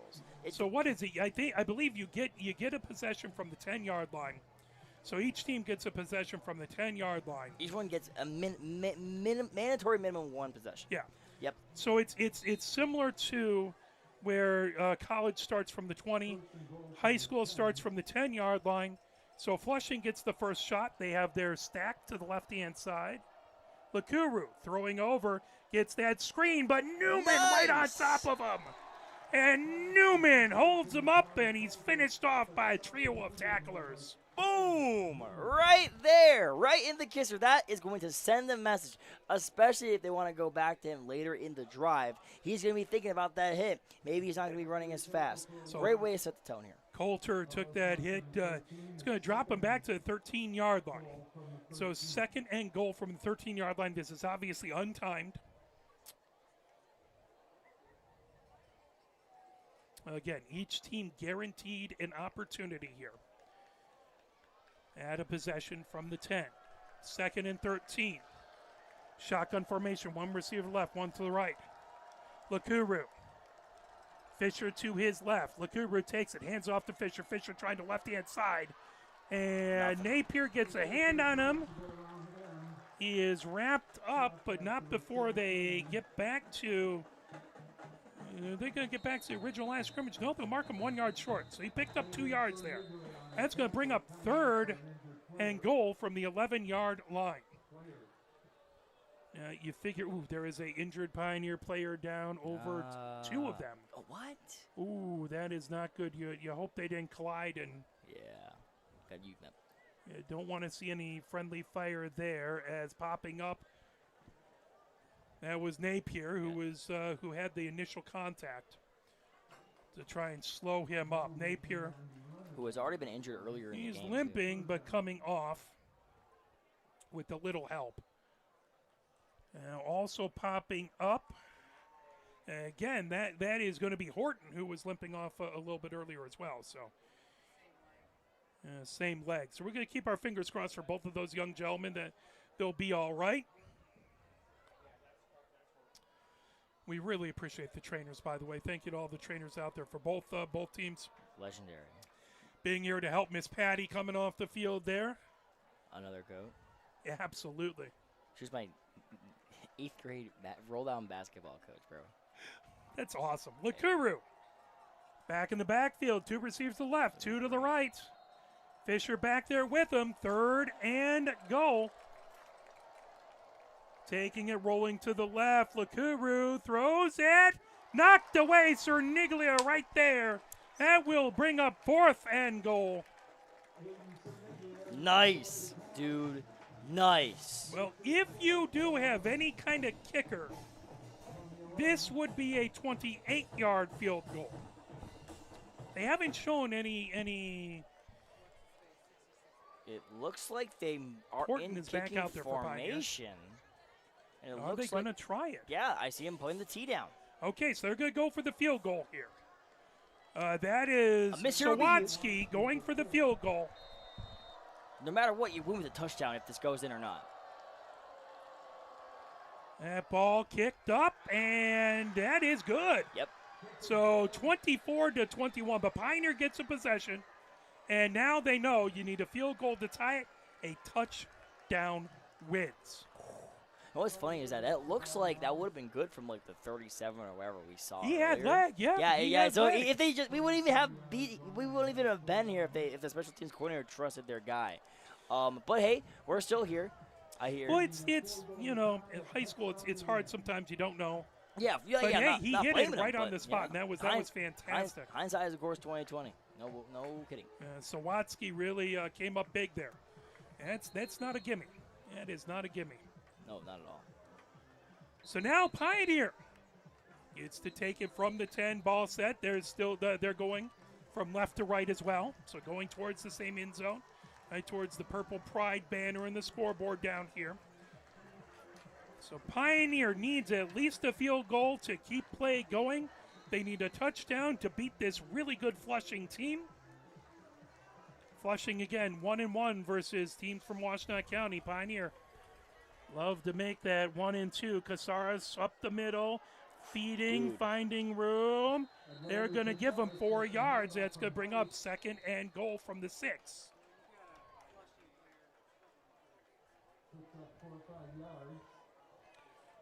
Swanford a little slow to get up, but he popped up there. I love to keep hitting them with these gut runs. Although 14 is wide open. Okay, never mind. Okay. I was like, someone over there to cover cut. Kowak. It's Casares in the backfield. Heis calls for the snap, and in motion was Kowak, and a flag. Might be a legal shift here. Yeah. That is, unfortunately, looks like it's probably going to be a 5-yard penalty on Pioneer, which will back them up. False start. 5-yard penalty on Pioneer for false start. So false start gets him back to a 2nd and 11. Wipes out that good hard run by Casares. And now Pioneer.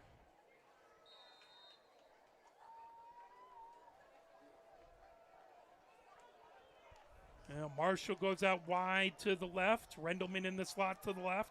Kowak wide to the right. Calais tight to the line of scrimmage to the right.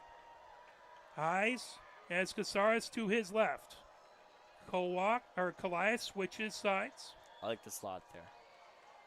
And Heis back, rolling to his left. Yeah. Pressure coming. Heis rolling to the right. Throws. Boom! Touchdown, Kowak, and Pioneer comes away with a win as the team charges down to swarm Kowak. And let's check out this replay here.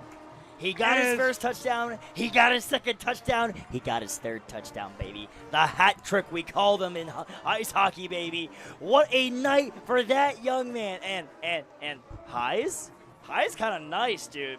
Heis is getting real good, Mark. He bought himself time rolling all the way to the left. The offensive line gave him motion to the right to come back and find Kowak, who sat there, gave him a target, found the empty spot, and Pioneer gets a huge win. And now it's time to ring the bell, which is usually due after the handshake. For some reason, they're doing it now. They got a little excited as the coaching staff tells them, "Hey, idiots, go shake their hands. You just had the best game of the whole season." Well, they'll ring the bell and come back out. Yeah, they're young gentlemen, and they got very excited. It was a heck of a game, folks. Thank you for watching. We're very, very grateful. Again, Pioneer football is next on the road at Bedford.